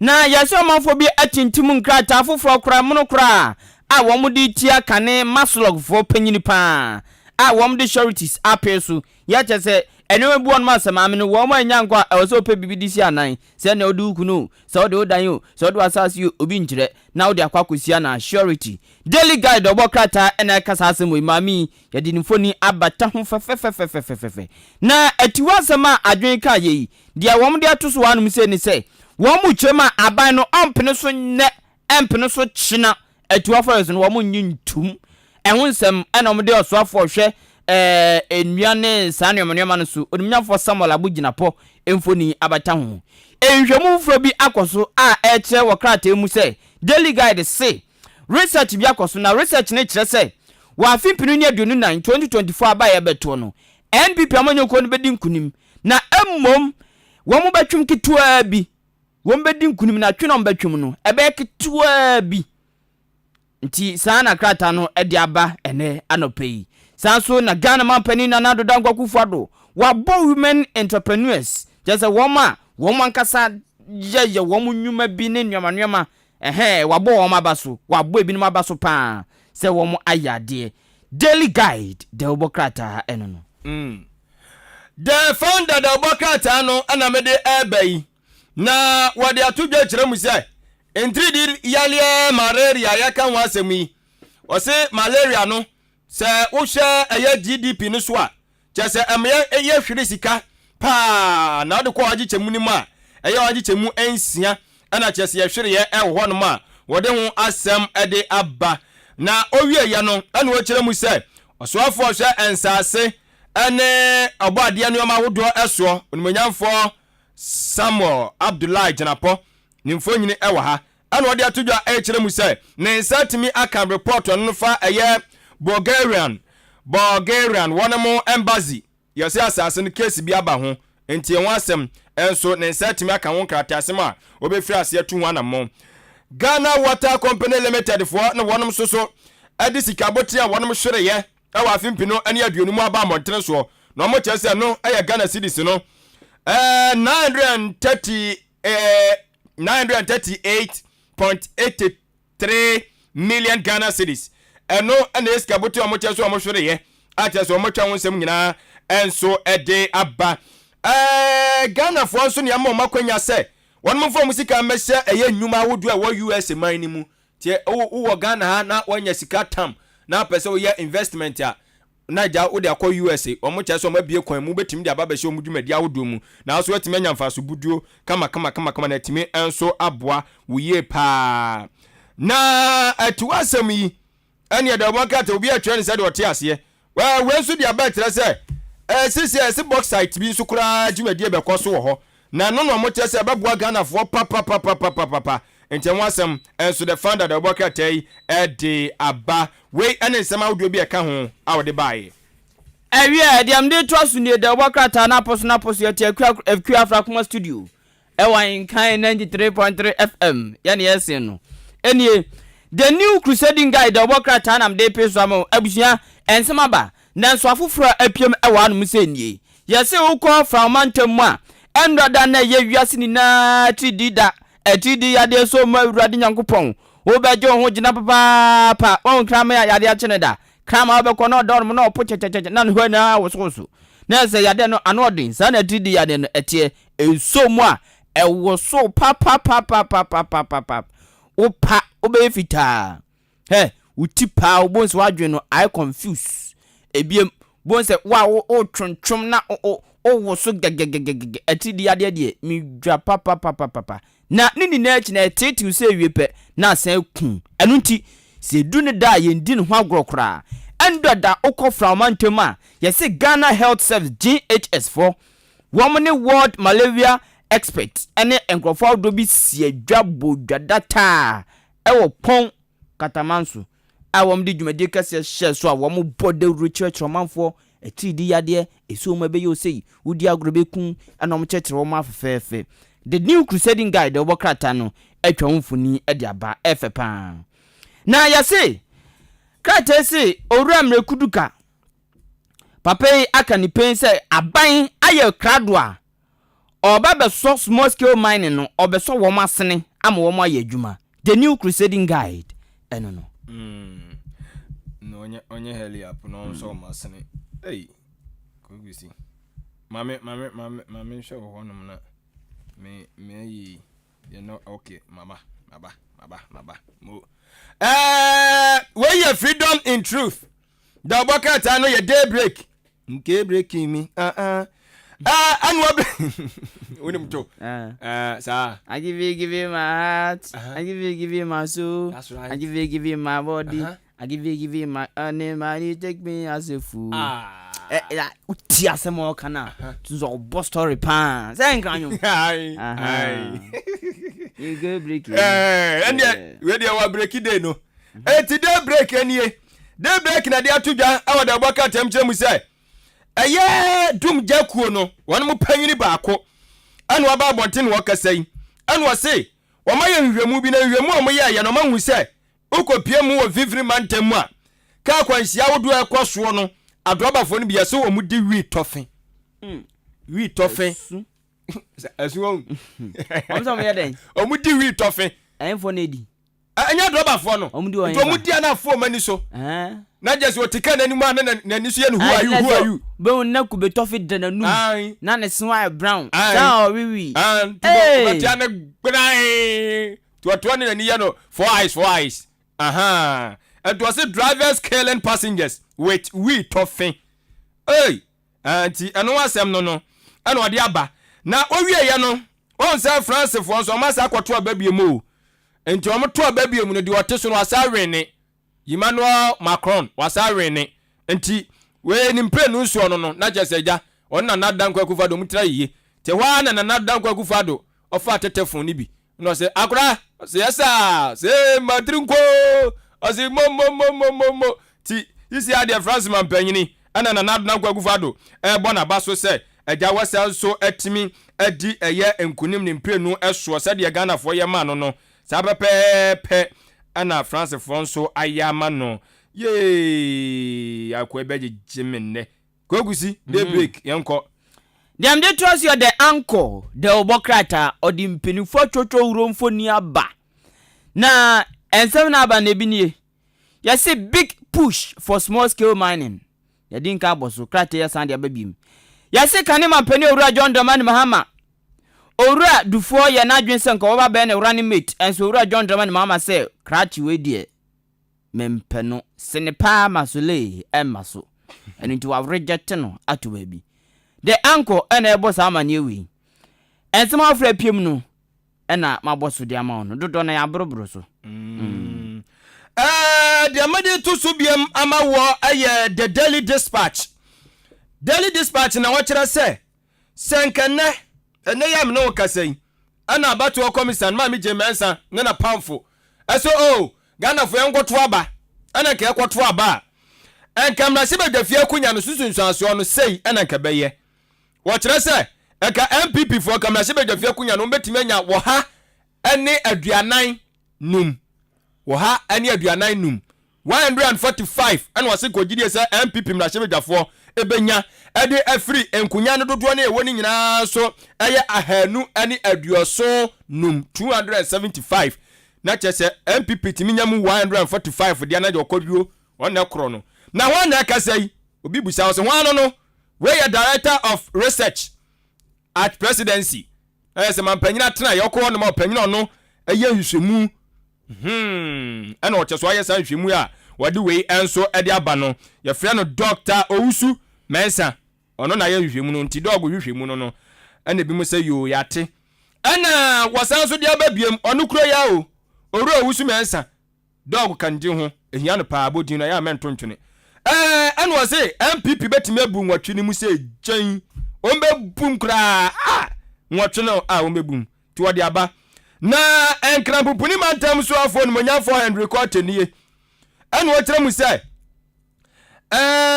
enipa be say 22,000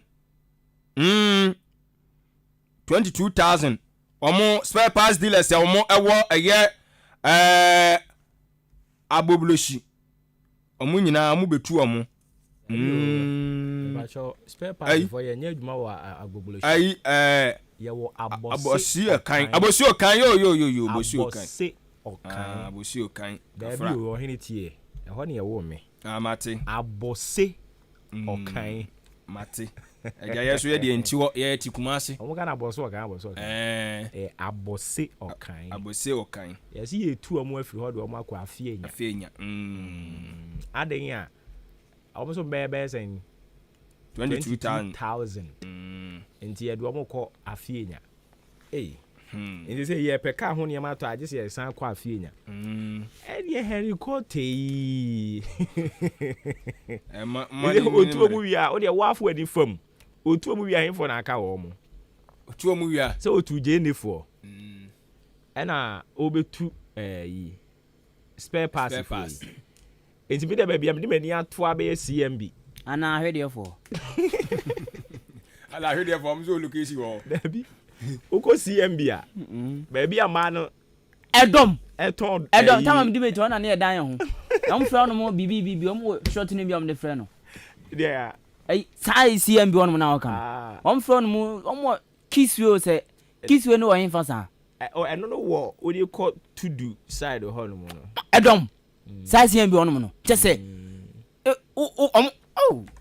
Ghana nipa bro edom egu kwan wo bia pekafo na easy aba me nia mi hunu no otu we for ni wi a obeko CMB honso e ma na moton e ma wo kwan so am gale mi so moton me dada o de aba last week ni no opam wo mo e ma na ton kwadu sa yes central business hin last year ni ko tu omo so omo nko da bi o me ba o enti otu omo sa na wi na no mo de be ho na ye den na e ho ada ho ana se operation clean your front teeth e was omo ka ho ne fi ba o se ka omo tu omo sa na nka omo demolish dan no na se estate bi ana se yi bi adwuma foforo bi kura no a nka omo bie wo ho na eno kura den ka omo le we ni ye town and country planners no omo nyoma adwuma no na so bo so me so amakojo market ya no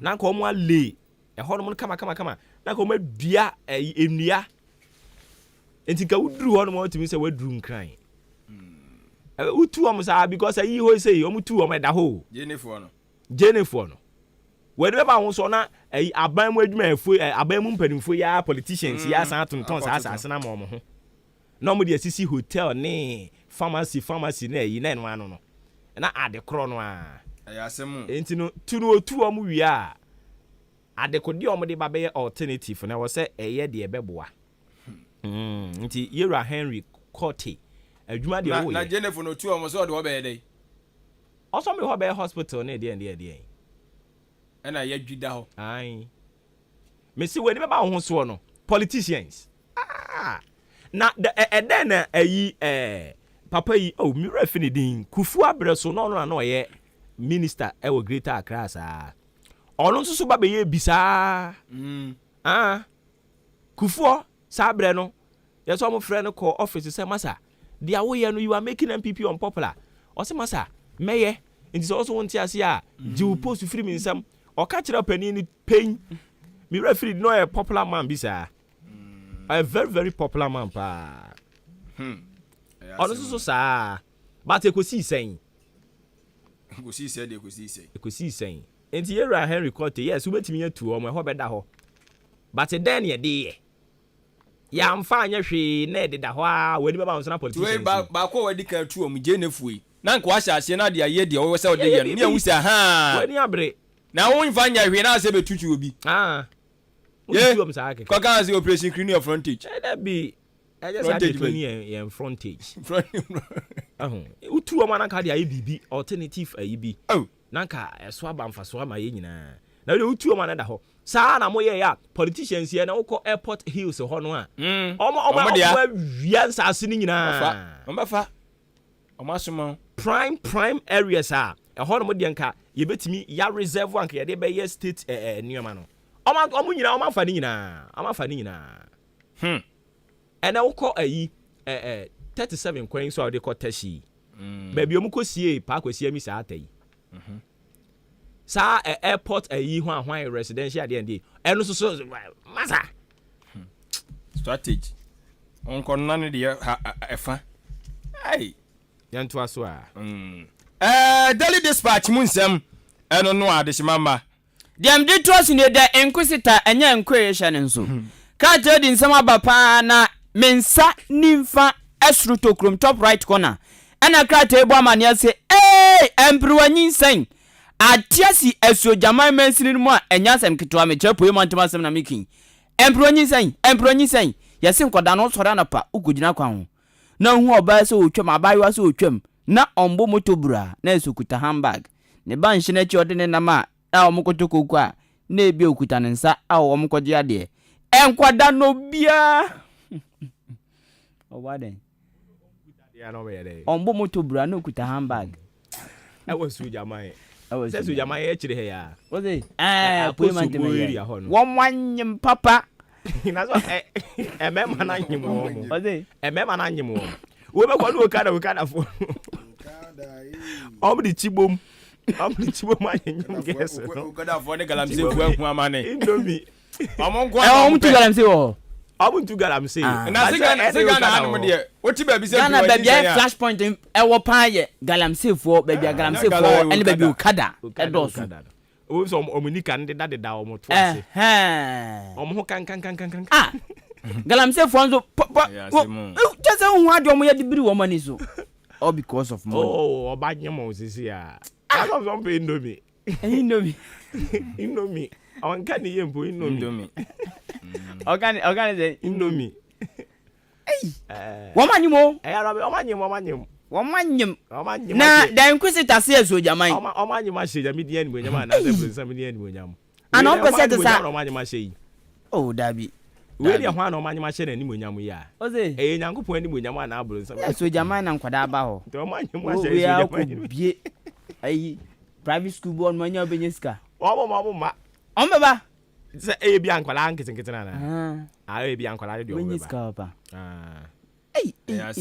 na dan kwesita se eso jaman wo ma recording pruwanyin sen ahasa duonu ba ko 321 na sa unim anya no kwa because of pruwanyin sen na koso bebiri no MP na kan okrate mu se omontwe omontwe kwada na so le be possible na say probably omo na kan wa say MP calls for punishment ti emema na say wo ma anyanyem no human right enyo ma na de ba e be possible there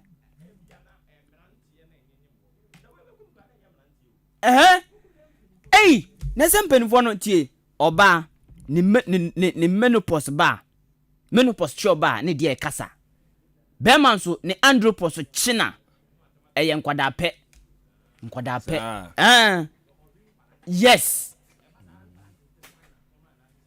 Na unhoma na baby jano. According to research, yes. Nure fi bibia.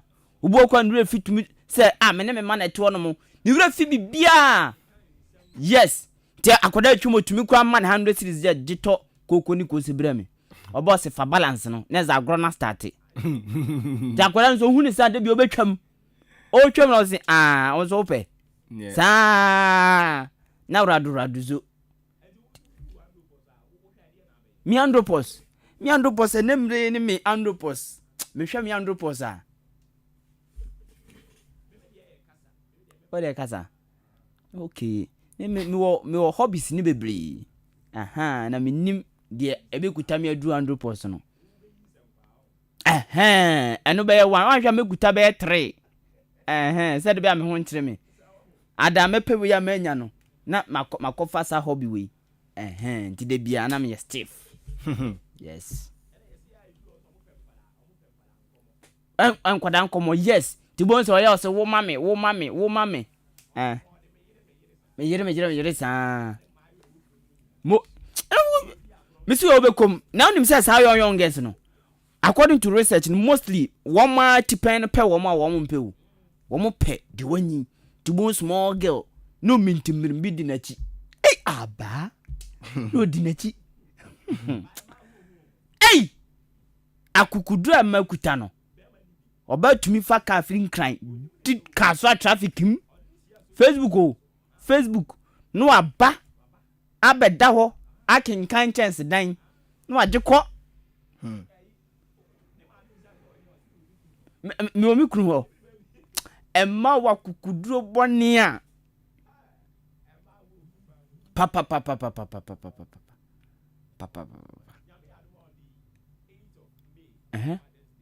Mother's Day. Oh, ampa.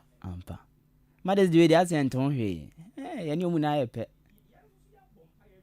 Mo.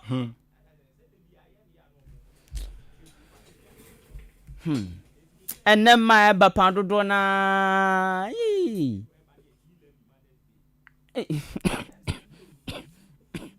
You love Mother's Day. Oh. And I didn't a serious one. Go fast started collapse on mobile money. But I say one moment say one moment ni Brema radio ni TV no. Nothing is happen so make collapse no. No collapse no. Yes. Obe sendo. Ti manu woso. En collapse no manu woso. Enti abusia eso jaman pronyi se ebrebe so no wo ma record 321 cases no. Eno na omu MP afre se ye mpanishe wo mu. Na enim nipa cross omu mpanishe no. Ti kopeda inquisitor de obokra tani bi ne kotumu ntine. Na hwe nipa kropotia MP no eka ne ho asem. Na enie ya se basabasa ye bi asi watermaport.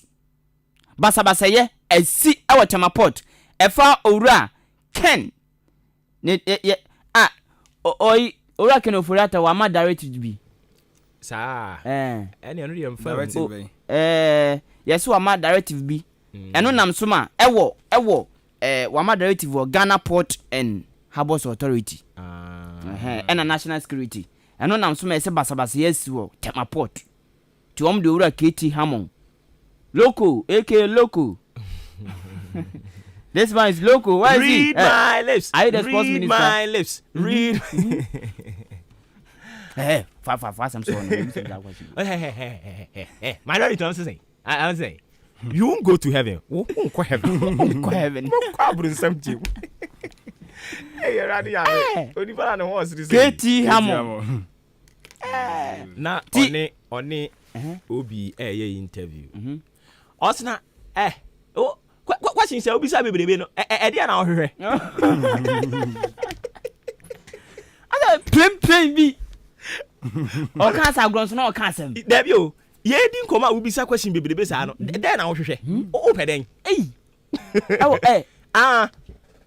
Open onipa no kasa wantie no me no bienu nyina na etie ye wantie no obebisa me question koko bisa no eh ya adi nyago fo KT Hammond o de ora KT Hammond fo ni aba enye KT Hammond ose no ose no na hwan ya ose ne pa we Major General Francis Edu Amanfo enipa din se papa onu su nyame eboni ada se KT Hammond onu su nyame ahira no the Lord is my baba for no ana the Lord is my baba ayo wo mu de hu eya de tuatu anche na o ma sa nunum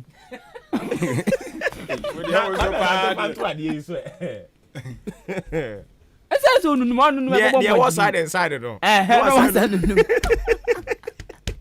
kweku ba o me twa sign ma sign me say mfoni according to picture afra ejedi ono waji ticket waji ticket ya onu say wa shase ya eche onunu side and side no because oya den ya no na etroka center stage you know den ya be pass ball ho ampa ento me ya no ma we pia kwa happy akwa we pa ebi muzo da na ya na se China for the home sibo muti no omu yi ani na aka kito bi buto muti na papa bi sana we dia na tie papa bi wo Ghana ha I think so or a member of IES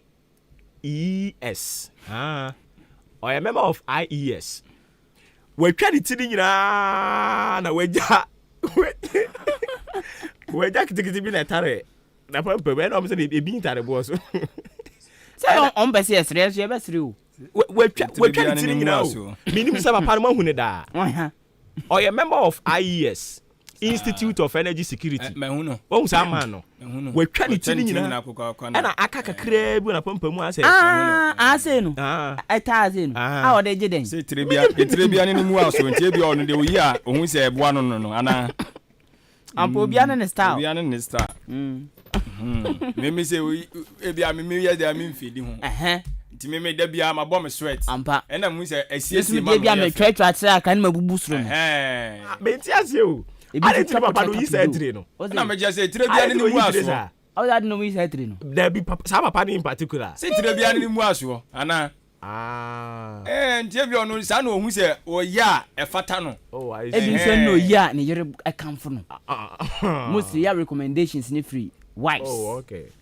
Any woman bim woman pa girlfriends close friends ne sound money man. They be away them recommendation if you know wife. Say me ku say utwa ko trata video na. Utwa tap video na fata opa. Oh okay. It was papa we no side and side no. We no side and side and a dem. Charlie to so. Then kwesita da wokrata and this asem yaba. Na yesi sakawa mame ene ne ba mame bi o sakawa one ne ba yachi wo mo US abrochirimamu krate di wonsema ba Kwame Nkrumah University of Science and Technology KNUST for wo mo so nkwada na wo makodium school fees no wo ma mo bosome ba ko wo mfa metua no meto ma de sua so the inquisitor ye de asi I just say boy you oh yeah we yate boy we the radio yeah we yeah say yeah the radio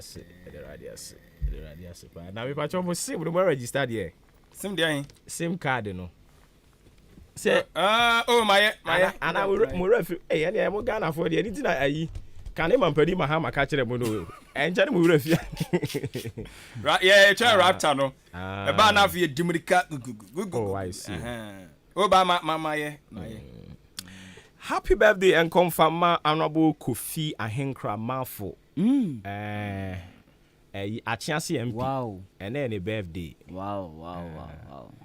Nanke a surprise honorable. But honorable say a call no be na ta na wa. Ose. From you know headset you know. Me say. Nanke a surprise honorable. To say the last year no. Cause me kai pan last year. Honorable say be na ta na wa. Ata na be na wa. Any problem? Any problem? No problem say. Yeah, we I say my kai story be no omotikem. Me na omoto paper. Akokra ne some lady bi. Obi ahwe ne diem. Okay. Ana akokra ne kan bibi na say epie na no na oka. Di o ye say obetwe ne ko ahwe. Na say obi ahwe ne pepem.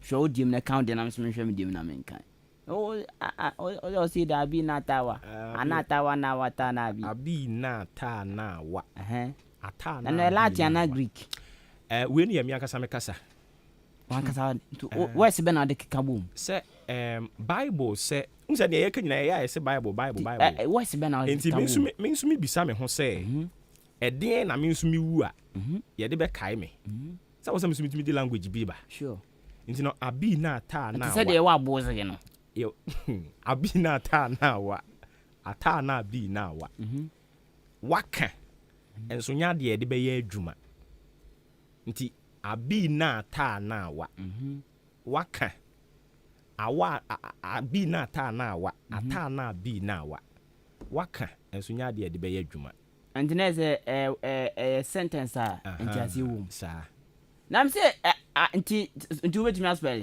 abi na ta then was spell ya unya then word unya Greek words and English words and say na me pese me hu unya obi words to one kasa okay obi words oh I see unya obi words nti ye obi language cause enko for the pa research bachelor say obra de obo a e wo say uja bibi wa asase so mo nti de yenso ye ja wa asase so no okay waka nso nya de a ye befa abi na ata na wa ata na abi na wa enti eno so ho asem no enti no once again happy birthday enkoma honorable Kofi AHENKAN933FM ye tai friend chairman mafo ono no ye achemache ase mrahye bedwani erade nto ne nkwanam na oma na koma so ade nyina emre kama mami na mase na yento azo.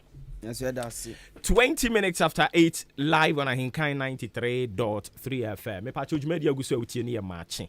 Na mi bisa say same re-registration no. O ya wo de ana wura fi koso enkrofo ne to omnyum se wudi se koso koso den na omama ye days ne kakra ka ho.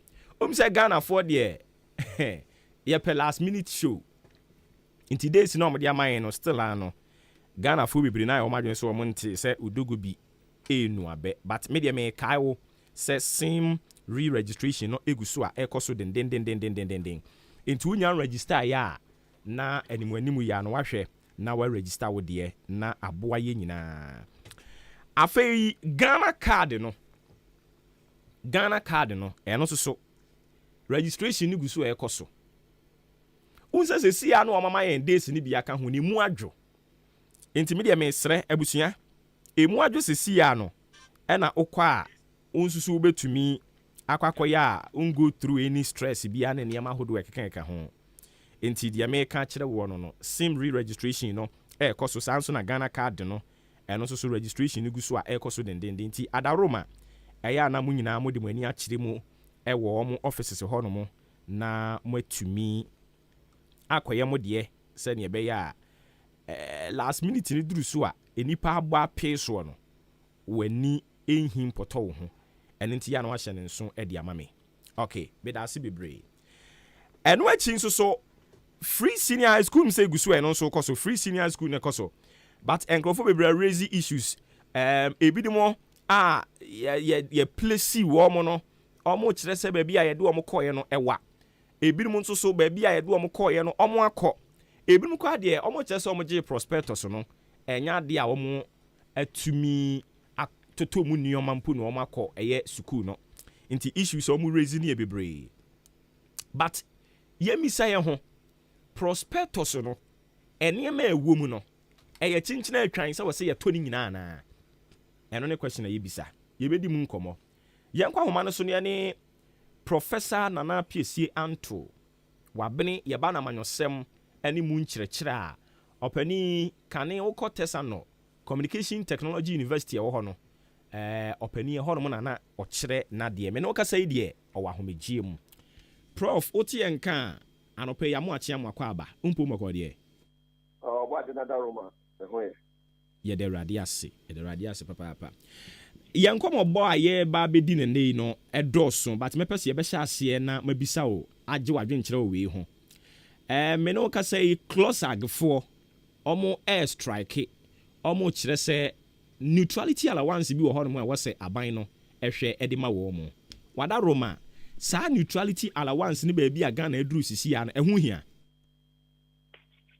no da wa sebe akonya mu bi amami sa menkira madewo nsemfu na yenu bi ho bibi ka no abada mote nese media enema bia je o my Ghana no motimi eji agenche ene enterprise mu nyame ni mete sa neutrality allowance no na ba certain kakra na bi se o she obu kompo sha 2019-2020 thereabout. Adam the minister one close at call apam say via neutrality allowance. Now electricity, I mean who said civil service and a buying Adwuma for the army, police, fire service, window mechanic holo. Almost as in the say what do you call politics more? Ibi wodi and I say 1% would do hook more or see a baby the mouth. Any idea, Kakra? Visa say before you were your home, she say. I know for you more, let's say public service. So we investigate lecturer. Also, one home, she said. University lecturer, 18 a year among yourself.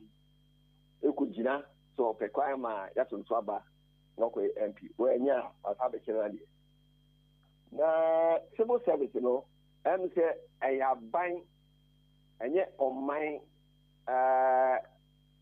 asiye the make say aban say central government ministries, departments and agencies omu nyina kokko mu a sema abano agency say bia omni di hujuma etuji min kase bia okoye policies ho na se bia we NDC nia na nam se bibi to na ho na omdi juma pa bi ba no na wakoliki wakoyi eto na ayesa na ma o ma no edi ohia endi na se okoye juma public service civil service this is the fojije amanyosemu so peso okoye amanyosemu sebi mu na de adwuma na to na wakoye politics na se ye koye bi se neutrality allowance se remain neutral na remain neutral dia yibiti aka emi na fa edite no se wutie se de amafo di ho abobo bidia mu a o se bi no ha eya abofunu kra enya asefem kra ya abofunu edite no media badwin pa dia ehun ya Ghana no yesi a developing country abofunu a mo be di yeso no omo di je bi eto se omo be nya omo comfort it is say ofri Europe na aba eno so be di so it is total tax bicycle tax night allowance tax travel allowance high tax ni na be so se omo nya omo comfort gardener cook fan na doni no comfort that you see ya get independence there na sa ko ti doni comfort na open no wo a black man enye wa hogoro the kind of men na no omoko ha ya ti ekua ti se die do yanko ha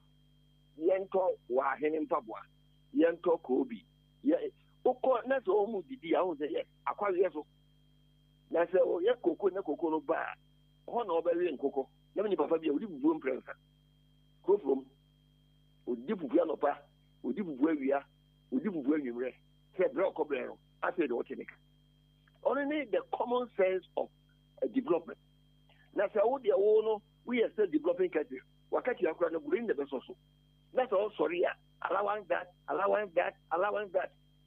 me ya kwa ya ni bai enti me pa ma kirimo die sa ni totally allowance no any nyina so bia ewo the governance system of this country especially say a developing country but say prof ye nyina nim say eni nyina so but omo di kan ekotena ase a omko hyehye ye no e di ba mu. Is it that baby ya duru no ne yahunu say afeedi ehun hia ana say ye hu a na nhia na sabia mu ye di ba mu no ye de to bia say ye decide way but amafo ni ho bobo ene ba kwa na higher no one of politician o ti wa kwa minister where be ye be the comfort fair yet to the Swafia. But I was always insist within the development agenda of a country like Ghana. It is a beer moment you ready na idea. I don't know to public na you will say this about public. Argentina, because after that it's the one here because I say the idea there one in the movie. It is can't say be a development and is antecedents.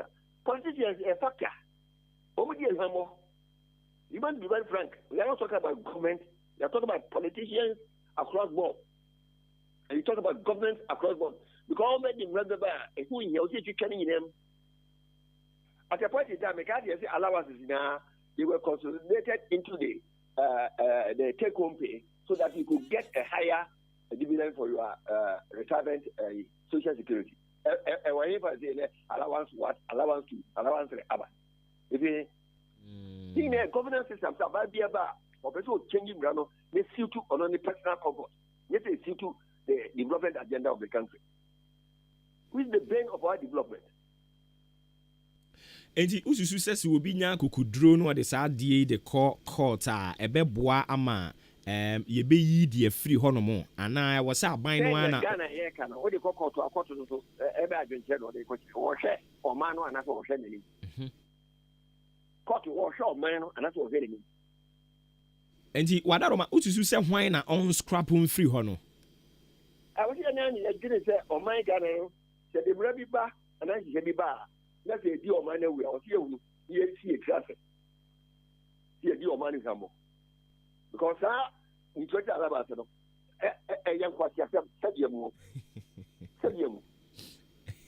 I want you also oh compare you man if you want you no sia no sia oh ko ya wati and now say be free the tia no papa into no any man ho na wa so na wakata no ko sign no tade obi and you be there with me 77 not a politician lead the work and go and do your politics.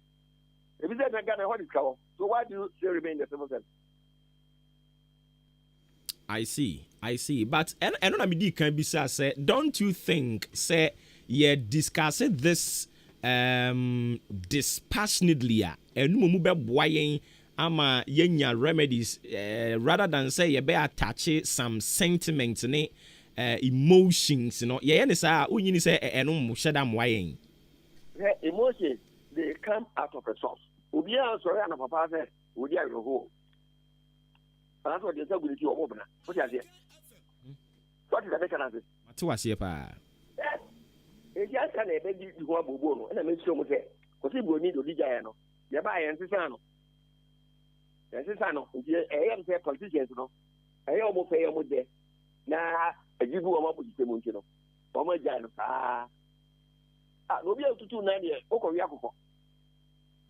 Obi a ututu na okoya kokko ana se be na okwa na wo chire kokko da bia na aka kokko na wa we na o chide a wa bia kokko a we nya do ani breso I see nti me question am di kan bi say me say bi say biom say why na Ususu say e was a lead this charge I be boa me scrap a few lead this charge o man si Ghana no ye go na popular civil society organization yetimi kasa mani mpua ya hemfo ya sebiemu yankoko ni agya nyina o me kasa no o mo timi nkasa religious o mo office 70% are Christians so ye hwan yetimi use the purpose even to talk to anybody the agya said you ya friend o ye o me tia that's why it is also civil servants for na no almost you say that the trade allowance a bogus if we need patrol and then a banner on the hands on also who say the year didn't know what petty or she says also on chain sign On the side, if you say, what the Aquada Eco Brunamo Banaki, you do your kitchen and see, the best year home. What's you? And you may be the best one or best one. Now, could do it once here and you are home here. Obey you. Answer, I will do no we body, backing, banking, you know, chat. No, the Yakana could see. Hey, that the other one, or the other one, I don't know. I see. All right, now one more so the argument about say uhwemu sa neutrality allowance na nkasa kra ne ho hia o hwe security agencies ne mu adwumayefo adwuma omo aye ne mresanti nie na omo nyina omo gina mfimfini make sure say ye ba ne bambo a bibia deda na kwanmu yi anka omo kra mpo na wosenka ye de kokoma wo omo kire sa adwene no onu omo ya adwene. No way again, the minister, and if you had any credit allowance among Pia, we are Ghana name. Over so called army. A whole and you said, Jennifer, Oka, you drop, watching the Musa over so years ago. Then she said, what could this? Over so a public servant. And she said, I want you to know this. Over there, civil servant. And she said, oh, no, this. Sign error. If you make a neutrality allowance, who can be neutral? How can you think about the intrinsic value of the person's thinking in the mind? There's no art to find the mind's construction in the face. When they buy a customer, they see a tree and your boyfriend, your pen working. You know, so we are civil servant, that's our MPP, and that's our NDC. That's also MPP, yes, you are. Also, dealing with you. Because one civil service premises or ministries, department, that will be a politician. Who to be? And I say, I'm going to tell why did you say the Bank of Ghana? What would go be the group maybe a ultimate share for us to grow t-shirt a consumer. Oh, man, I have an airport. What you see is what done in the Pakon can you didn't say the year research and go and part, but all kind of case. Sir, your political party, you are Omuma, some delicate places in the country. I won't say sensitive. I'm saying delicate because also we are a bomb. Yeah, almost through a debia, almost share that political party, no, after I had the What kind of signals are you sending to the public? Make your home. What can I say? You are talking politics. Yes, politics, we are talking about, we're not talking partisan politics. There's a difference between talking politics and then talking partisan politics. Now, partisan politics, they could be more energy ever man. I see. But you can't come and meet a rotten country like Ghana where you have all the resources under the sun, moon, and star. The almost express opinions say, I say we are giving a glossag for a bad name and hang them. Instead, say you be tie one more seminal. Na ye dia dwene pobi dia ba no. We are not giving them that opportunity. Sana wu hunu no on. Opportunity in the affair. Na make here. Omo question sadem. Omo ye die man for money you. And almost all this happening kwa ba ya. The kind of ministry or minister who got the idea to go into that agreement. But so money you did what you want to know you did working. These are the questions. And I mean, can't say only I could have nothing. Or say, you're catching us over here in the Bufua. I don't know. Because we be no 1% or that one and what else on good in the war. That's what we are a table or so much I can do.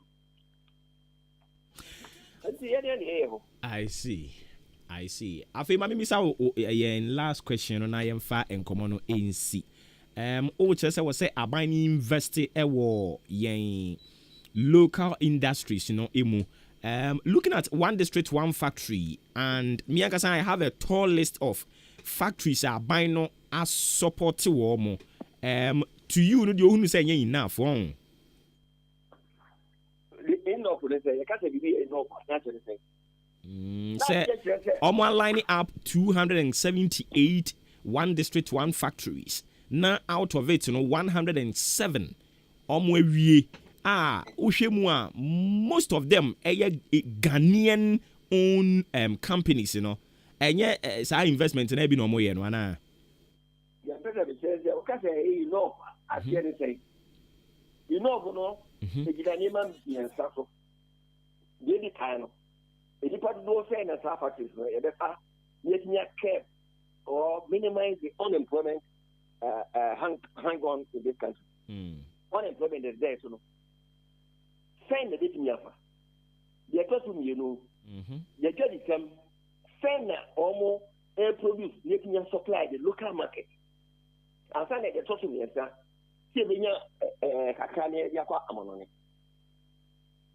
These are the three areas I want you to concentrate without doubt of any other considerations.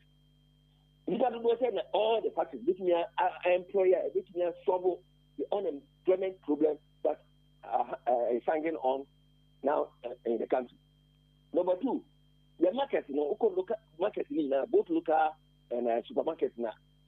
Which are the products that come out of the system in Ghana as far as the industrial environment is concerned? And then a friend, you can use that never be in Sanwa. Let us say, you're quacking. And yes, idea, the next friend said, I will say, you mean, you should go through your path, any one. Star 1D, 1F. Concept never, let me need you because my discussion on one radio station, the development benefits of even one factory. In terms of opening up the area, factory in terms of the chain effect, over producing raw material, over a town near the other, over a employ more factory of both managerial and workers. And Sana, a lot. We're discussing a lot. One district, one district, one factory. Okay, a very good concept. They pursue aggressively, because Ghana, they can't think. Say, we believe and accept mediocrity. Oh, why are they? But the real factor on here to actually there. Because I buy every one factor no one is in the initial, and you can provide a massive industrial aggressive policy and implementation. You might see any amabano. So many a cry. Yes, you should have voted in Miana, Mampo, at almost again. So, then you talk mediocrity of a semblance of not the go where near boy amount. And Tina may be happy. You need to do a friend, never find it near as suppress our unemployment of the youth, which is hanging on. And in the market now, how many of the goods are produced in this country as against those imported? And China, for surplus benefit, never was the import of all the items that we see at our market. That's what make it. That's what tells you one important advantage is the pressure on the city. And so, I make it. The for instance, maybe board every box, you know, $1 the city ratio. It is inside the repo effect. Okay. But police are bad because the resources are there within their time frame of 4 years, 8 years, whatever. No more who are 12, no man so since 1992, I'll go back. This is assembly everybody. This is yeah. At that time, it was I think 104 and about and I would call baby. If I could do 275.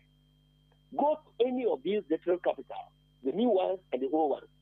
Which of them can actually stand out to say that?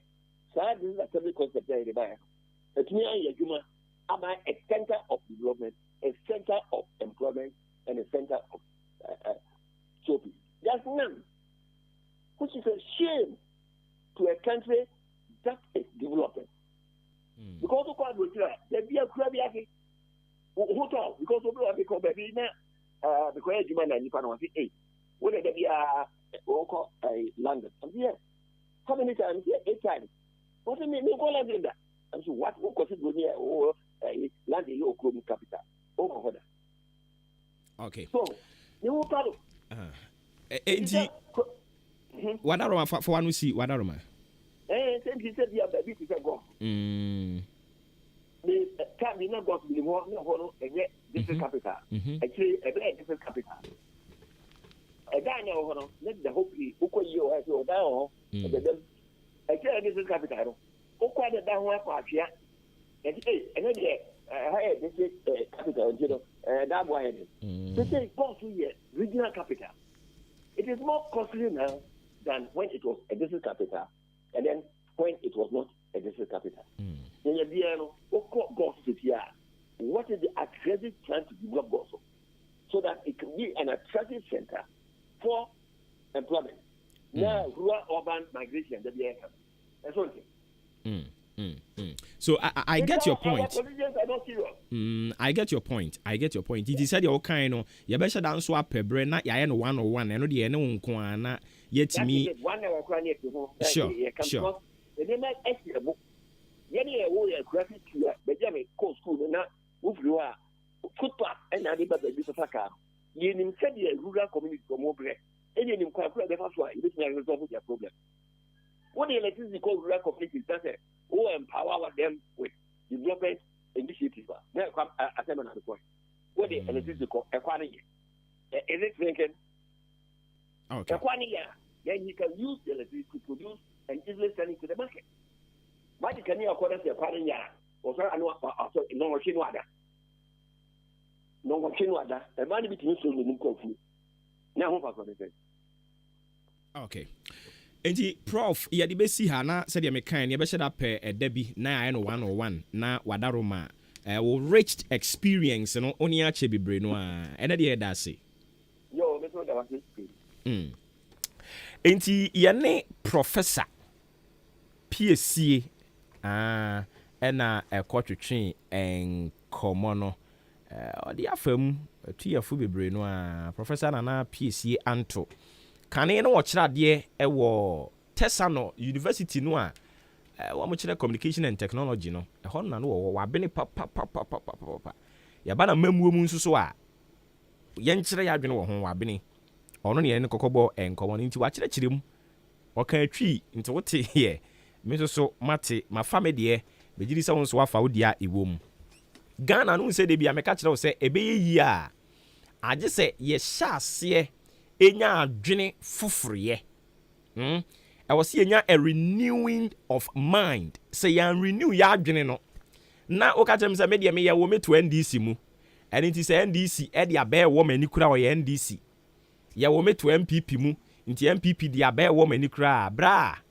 ɛno no saa politics na atwa mu o ɛyɛ tititititi no na ne yɛ politics saa ɛnɛ sɛ yɛ wo to NPP mu na wunu sɛ NDC candidate bi ebetimi aboa mo a oyɛ nipa munya ne mugidie mu ntoma no ye wo to NDC mu wohwɛ na NPP policy no a onipa ne de ba no ɛno so betimi aboa mo a munyini ntum ye me NPP ni by birth me NDC ni by birth ɛmoa yɛn mo me nsesa yɛ adwene yɛn kwa homa ne so na yɛ ne Dr. Nicholas Ademensa enko twetwe nkɔmɔ nsɛ ndra ne yɛ ewiase nyina da yɛ yɛsi hɔ a 3D na yedi ho enkomo doc oti enka AHENKAN933FM so ni umpo mboko de nyamya dum boni yeah all the listeners so between me and I'll mix it sometimes make up and jack don't worry we betimi akode sa dia mai good morning to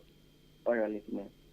Okay, super nti endra na eye ewiase nyina da ye si hɔ no mo a na ye de kai malaria kwan a ye befa so a ye betu ase ma mimisa sɛ atridi ade na malaria na nkasa no eye de ba ade na de be rekofa ba kwan ba ne befa so ye besi ano malaria na one of the serious affected countries in sub-Saharan Africa and Ghana sound diarrhea caused by a boy and a parasite in one caused malaria. But I wouldn't hear say because of malaria malaria.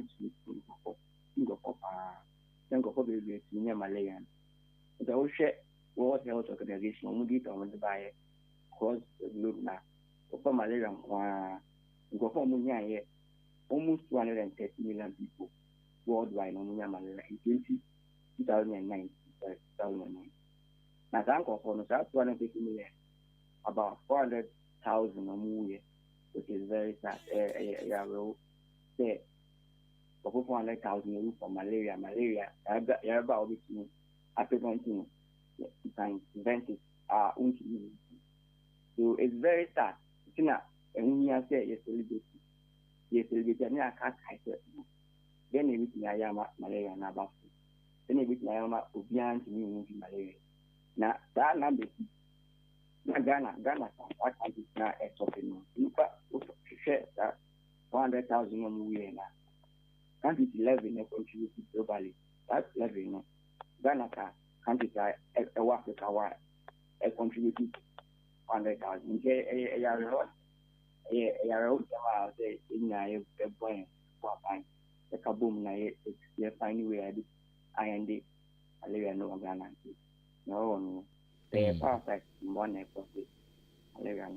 Okay. All right. Inti, what are some causes ena edi we ni nyina de ba before you be to me e benya yare ni bi na eden na kofa de ba?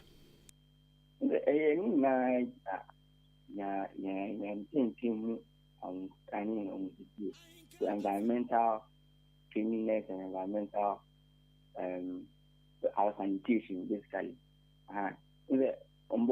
Malaria parasite. It will go well work here in how where if you stagnated water any baby I bushy. Baby I bushy and maybe I keep at all and I can keep our malaria one into every you are more going to malaria not that taking areas. They stay Africa and whether not one malaria compared to the cold weather like in Europe or in some parts of mostly in Europe and some parts of America. The weather anyway mostly man. Our weather is very good for the malaria parasite to go. And aside the weather and also very stagnant areas, water bodies entering to the malaria parasite can go there, and then bushy areas that are not clean. You are also say a clean environment. Very, very important. Very, very important. Your bush is clear with it. Then to do our move, your same sure say you need to clear time to once a can money in a block. And then I so individuals we have our own things to do. We have some things to contribute. Any abandon to the block. Then together we are fighting malaria. So mostly environmental and sanitation related. The malaria needs to be high. This is high. Leading to some of the next step. Afei yensue a bit away from near the bar ne kwan ye befa so ye beso ano yenhwe government ne commitment as far as the fight against malaria concern. We a medical doctor, we know the scene nchen o sign UN wo advocate as far as almost so SDGs no concern. Yenhwe government ne commitment so far saying ena uhunu no. Okay, government. I think government over the years. Thank you for the question. Government over the years, they are doing very well. They share this and I banner. Very encouraging. I'll give some of the examples. They share even from 2016. Data I buy no more of malaria in Ghana. Open for maybe and for 1,000 of population level rate with their over certain parts of their cities where Muchina, part of Northern Ghana, don't have part of Volta. When we visit new high because of some weather close to coastal line, bushy areas. Ocean dates now, we share number of cities ebana at least open 4,000 or more 20 touch or 20 malaria now 237 as of 2016 and in 2020 apart from about 161. It's good, but we can do more. There has been an improvement. We share number of people moving now in terms of death now. 2016 now for 4 movies malaria 1,164. But in 2020, that reduced about 1 million. So there's a good thing. I mean, government are doing well. Various governments are really done well. So we need to commend them and then also thank the people of Ghana and other parties. The government, private institutions, international organizations, measures for the prevention. But my person can say is the malaria parasite. Meanwhile, the first problem Plasmodium falciparum. And no and the first mosquito or picky that parasite no. So, Kawana will really good modern call you and live on parasite no bad blood and it's very red blood cells. No new complication as being a malaria. Sana you say yes prevent a bind prevent also a normal factors. What I say, no more factors of that bind consider and I bind consider in so many ways. If you say the environmental one or say a bind over the period, no, it's encouraging cleanliness, let's clean our environment, let's make sure that our sanitation are always clean. So it's good. That's what government is pushing. So every month they are cleaning of our communities, communal labor and assignment. So government has it. It is good. One thing my government is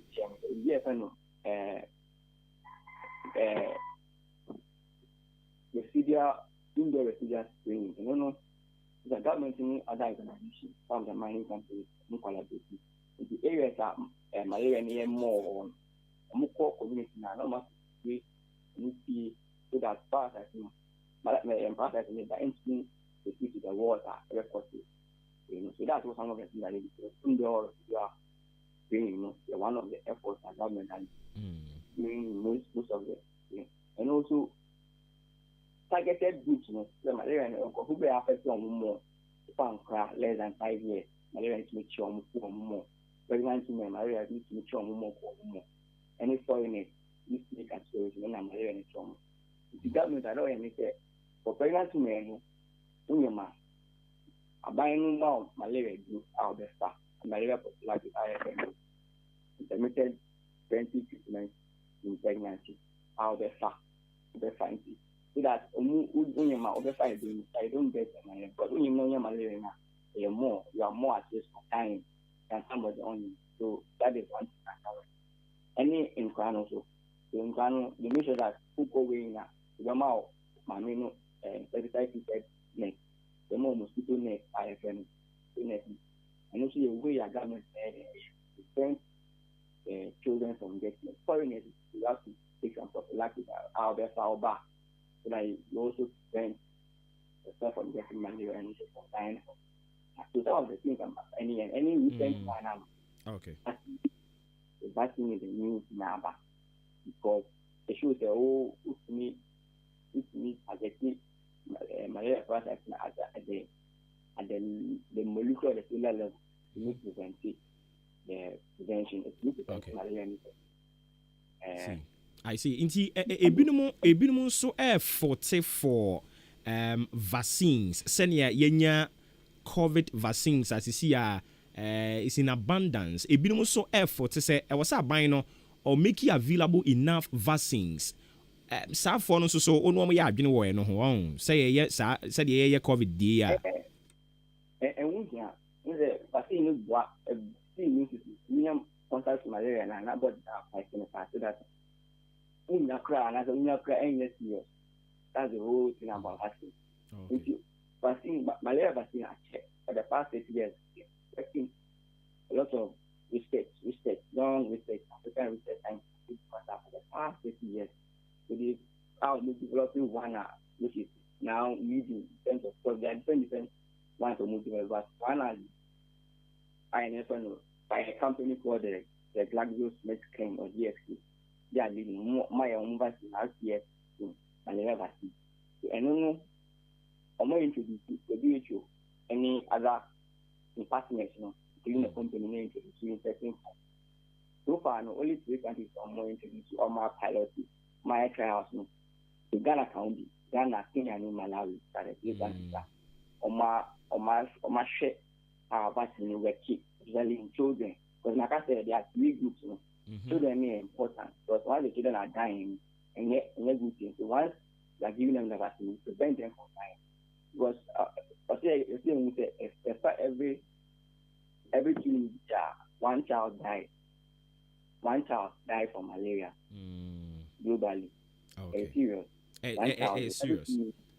Every 2 minutes. 2 minutes of a kind, they are from how many minutes?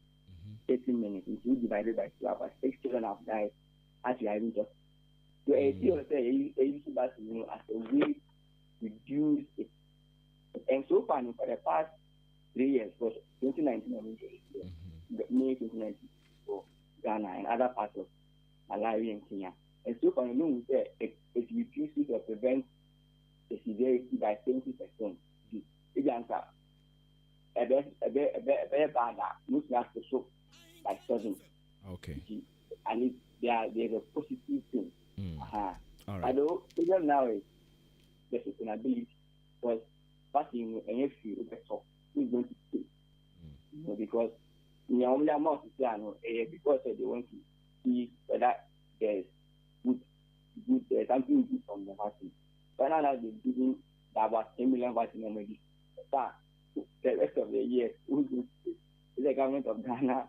Oh, these are some of the things that we need to start talking about. Sure. Is it the mother or the government of Ghana? Okay. Or the private company? Or who should it be? Because vaccine is a good all right. One of it. Okay. Okay, inti doc yɛde bɛsi ha na nyankopɔn yɛ adom a kyire yi na yɛasan baba bɛdi nkɔmmɔ wei ni ahwɛ kwan yɛbɛfa so a yɛbɛtumi anya vaccines no na yɛtumi koraa astopo malaria no koraa ansa na atumi agye nsɛm yɛntwɛn na nkɔnkɔyɛ perennial thing ansa na duru hɔ a na yɛababa bɛdi ho nkɔmmɔ nti anɔpa yi yɛmfa nsi yɛ ne yɛna ase bibia ne yɛbɛsan baabi mu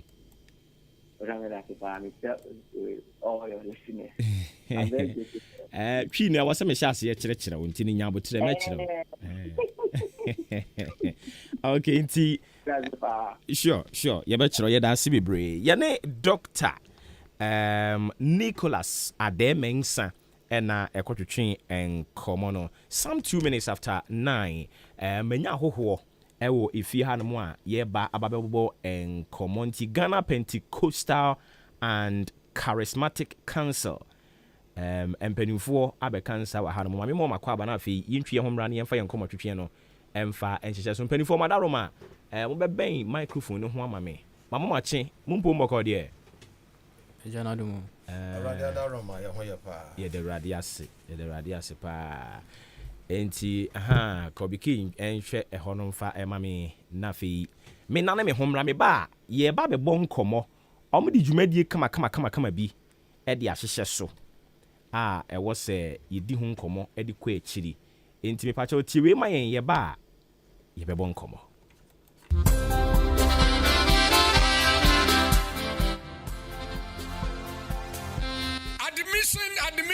Admission. Akim State Senior High School. Yasha Sia Yasan Aje Afofro. Wana Wabi JHS. Okwa SHS. Ya Bia Ya Pro Atuho. Ya courses Ahodo. Ya business. General arts. Home economics. Visual arts. PR science. And technical. Neti. Ya science our boarding facilities. Ya special room. Ana Enuania Eya Papa. Ya laboratory. Visual arts studio. Food lab. Ya science our modern computer lab. Tidiai now pe. Sao pesa wotro remedials nso a. Ye de obefa nkyerɛkyerɛ mu bosom sia pe. Na nkɔtwerɛ wasi na wobɛtwa ne prɛko pe. Ye wo teachers fo a wɔn ni mu ade na wɔn kyerɛ ade a wɔn ho etwa. Awofo ɛne ahwɛfo a mo mma antumi antwa wasi. Sane tie bia manwe ho fa ne bra. Ye bɛma na twa ne prɛko pe. Na ka ne hu sɛ ye gusu a ye gye afoforo a wɔn ɛba form 1. Akim State Senior High School. Ye wo Akim Oda ye ben Akim Oda Ohima na himfie ne pɛ. Wobɛtumi afrɛ yɛn 0556 409040 anase 0207163787. Akim State Senior High School, the greatest in the East. Akim State Senior High School. Hard learning, easy passing.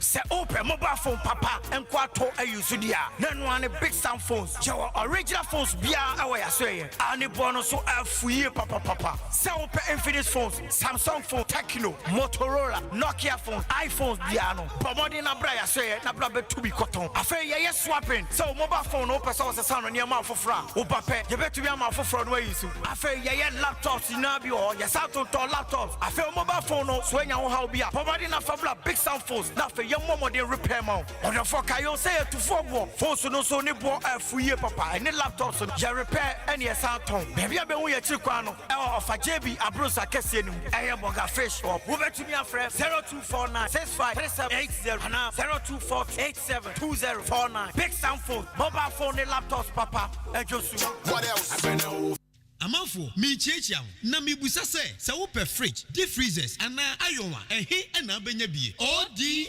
Electronics mo oyiwa na mom no so bi se ope microwave ope blenders ope gas cooker ehe ana no so wonkro ODI Electronics edem obi hia kettle TV ana se rice cooker misro ehe ni wonko ODI Electronics edem yopo afei so obi pe washing machine ana bread toaster any mobile phone ne ho akade nso a ehe ni obi benye bie ODI Electronics oyiwa asempetia se wo panyoma ebubo so bie nyina to ane bo da form na mu akwanya na twene kakakra na fa wa de a ye delivery e de ko ba bia eye ODI Electronics ebusu say tam enyoma papa bia wo pe say ye TV rice cooker washing machine bread toaster deep freezers freezer ana say iron fridge microwave ana say bibiti say kettle and gas cooker ni nyina ODI Electronics ememu anya bi at a very affordable rate. Umo kakra. Emfa oni babia wo. Dio hia ne se. Ube friend was 0550 900 600 0550 900 600. ODI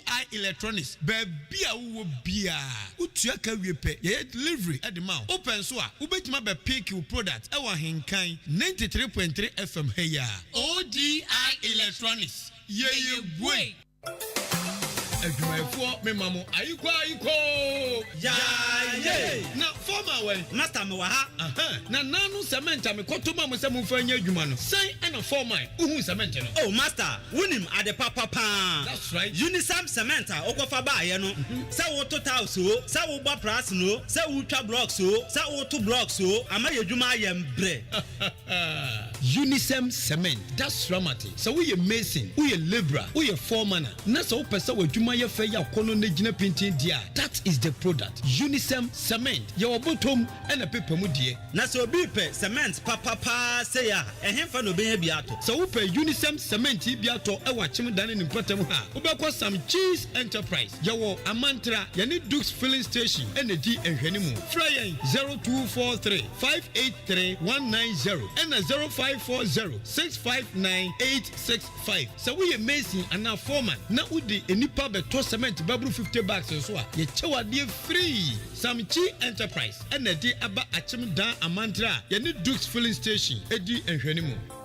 It's the 11th edition of the prestigious Franco Focalist Media Awards, happening live on the 30th of April 2022 at the National Theatre, Accra. The nominee with the highest vote goes home with a brand new Toyota Saloon car. Download the Focalist Media app on Play Store or App Store to vote. For Ahenkan FM to win more awards, vote Obuoba Ofori Amanfo, Morning Show Host of the Year, Kwabena Kosti, Mid-Morning Show Host of the Year, Joshua K. Ejenim, Sports Host of the Year, and Kweku Nkrumah Frikas, Drive Time Presenter of the Year. Ghana Adishie, Obuoba Ofori Amanfo Emamo Ache, Ediba Ahenkan 93.3 FM. Okay, so some 8 minutes after 9, live on AHENKAN933.3 FM. Yeah, that's Bibri say Majibra Yen ama Yakotunkra Aba. Yet was Ujmedia Gusuti no, eye machi, ewo Ahenkan Kasafidi, so frame Obuoba Ofori Amanfo. Tisenia, Yebe Kwakotunkra, and me catch the wono. And Pennyful Free Ghana Pentecostal and Charismatic Council. Abe Cancer Eufiha Enomo. Nunti Pastor Eric Edu Sarkodie Liberation Christian Center. Or a member or Waha Pastor Henry Safo.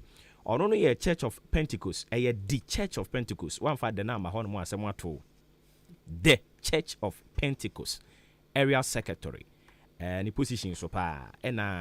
Ura Samuel Ekwiyamwa Mereku Ekwiyamwa de nje we mi kuru mu hene embenifo machi amom pumba kwa de radio dom de radio se enti said ya machro no imagine say saa pepepe na mode ye ntenase no enti so ten no be ye Pastor Eric Edusa akode saa pepepe okay and Pastor Henry Safo the Church of Pentecost Secretary position so pa and Samuel Ekwiyamwa Mereku.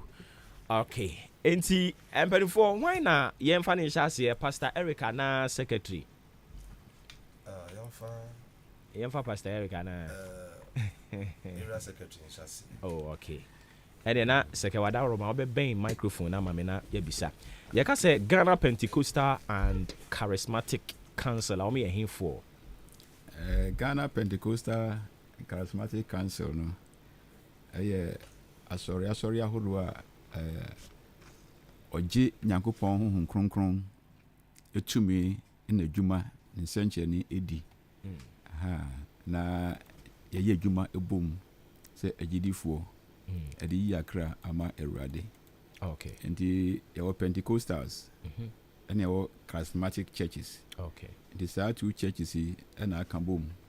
I form Ghana Pentecostal and Charismatic Council. Okay. Now, what are almost an hour tree made you bang is Simon is so moody. And our tree, you did you maybe a friend environmental care campaign.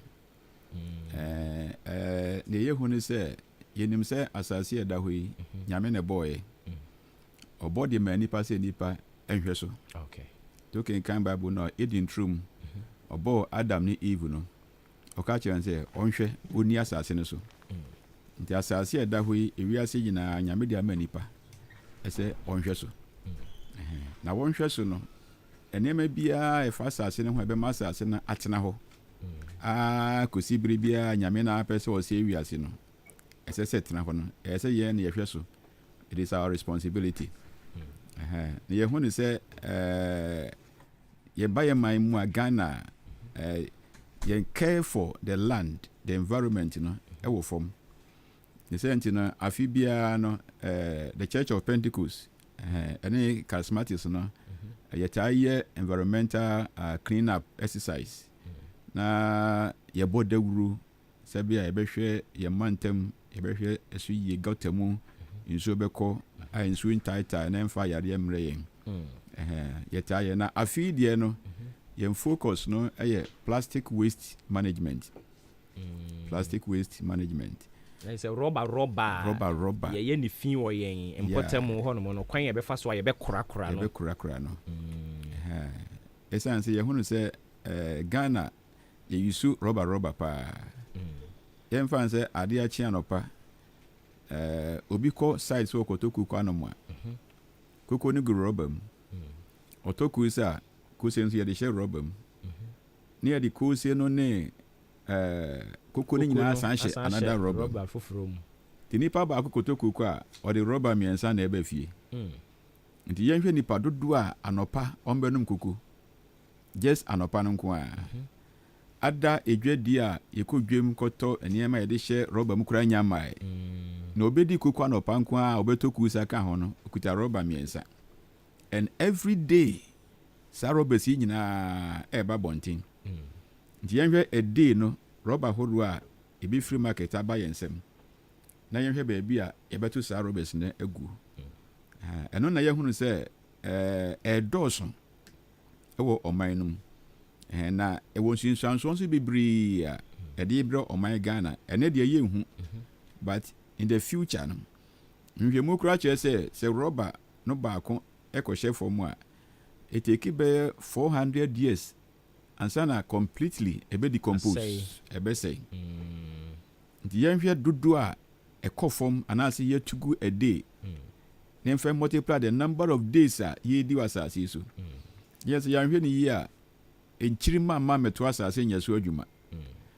nti a very serious challenge a ɛsɛ ɔman asɔre no nyinaa yɛka bom na yɛtu saasa no yɛhwɛ kwan yɛbɛfa so a yɛde saa rɔba yi bisi a ɛmfa nsunsuansoɔ bɔne ɛmmerɛ yɛn EPA fo ha nkɔm nso bɛkyerɛ ɛm sɛ bi nam kwan so ba toxins ɛwɔ mu poisons ɛwɔ mu a ɛde yadeɛ brɛ yɛn nsuom nea ɛkɔ nsuom nhwɛmu koraa kyerɛ sɛ ɛnɛ fishermen koraa kɔpo a obuma a plastics a ɛwom a ne nyinaa egu nsuom a ɛne ɛnam no compete for space nti ɛno koraa yɛ another challenge asa na ɛso ne ɛwɔ asase so a ɛno nso no ɛsɛ yɛ asase a ɔkyena bi yɛnya baabi nnua adeɛ ma no nyɛ yie ɛne afei ne ɛkɔ nsuo mu a yɛnom ɛne ɔhaw a ɛde bebree nti ɛno no nyinaa na nawɔtwe no yɛka yɛn ho abom sɛ one yɛpɛ sɛ yɛ create awareness sɛ sei na ɛkɔ so na afei kwan bɛ ne ɛbɛfa so a yɛbɛtumi asi nsunsuansoɔ a ɛde bɛn daakye no ɛho kwan ɛno ho dwumadie na yɛdi na wɔtwe nti ɛne na I would want to believe sɛ ɛno ne dwumadi a modie no mahyehyɛ a mowɔ activities a mopɛ sɛ mo rolling it out nti ma menkɔ Pastor Eric hɔ mahu sɛ wabie krataa bi mu na ɔmfe yɛ nante mu kakra activity no sɛn na moayɛ no obi me da was activities no ne ya ye ne nza kwasiara na etwe mu no ya lunch program na nkasa ewo Church of Pentecost na after lunch no na wɔtwe mu dwumadie no sei na ɛhyase ato aso ɛnɛ de ye wa ha bi mo so san wɔ ada FM stations ni bia sɛma yɛ no mo bɛka wa ha no ɔmo so gu so a ɔmo bɔ ho dawuro sɛ ne bɛyɛ a yɛbɛtumi atoto nneɛma yie na nkyirima ɛbɛba no ɔmo nso bɛnya atena papa ne ahodi papa ɛwɔ ɔman yi mu nti nɛ no yɛ education radio and other media we say yɛde bɔ dawuro nyame yɛ adɔm a ɔkyena yɛbɛkɔ schools no sɛ kɔlande bi ama kwan other schools no bi wɔ hɔ ɛna ebi nso yɛ sports nti mpanyinfo ama yɛakwanya sɛ ɛhɔ no mama yɛ space wɔ hɔ na yɛabɛkasa fa ɛyɛ environmental care campaign ho a nti na no hyɛ no ɔkyena ɛyɛ education ɛwɔ schools mu onyame yɛ adɔm a yɛawada nso yɛbɛkɔ lorry station central lorry station hɔ ɛna market hɔ sɛ ɛhɔ na kafrao dwumadie kɛseɛ fa rɔba ho efie kɛseɛ de ban ɛwɔ paa ohwɛ gates hɔ ne dwumadie kɔ so hɔ na yɛ nneɛma bebree ɛna kɔ so ɛwɔ hɔ nti nyame adom a ɔkyena yɛwɔ lorry station ɛne market ɛne area hɔ no yɛne mmaa no bɛkɔ kasa wurewure dwom akyerɛ wɔn Roberts no ɔde tɔn adeɛ pesika deɛ den nso a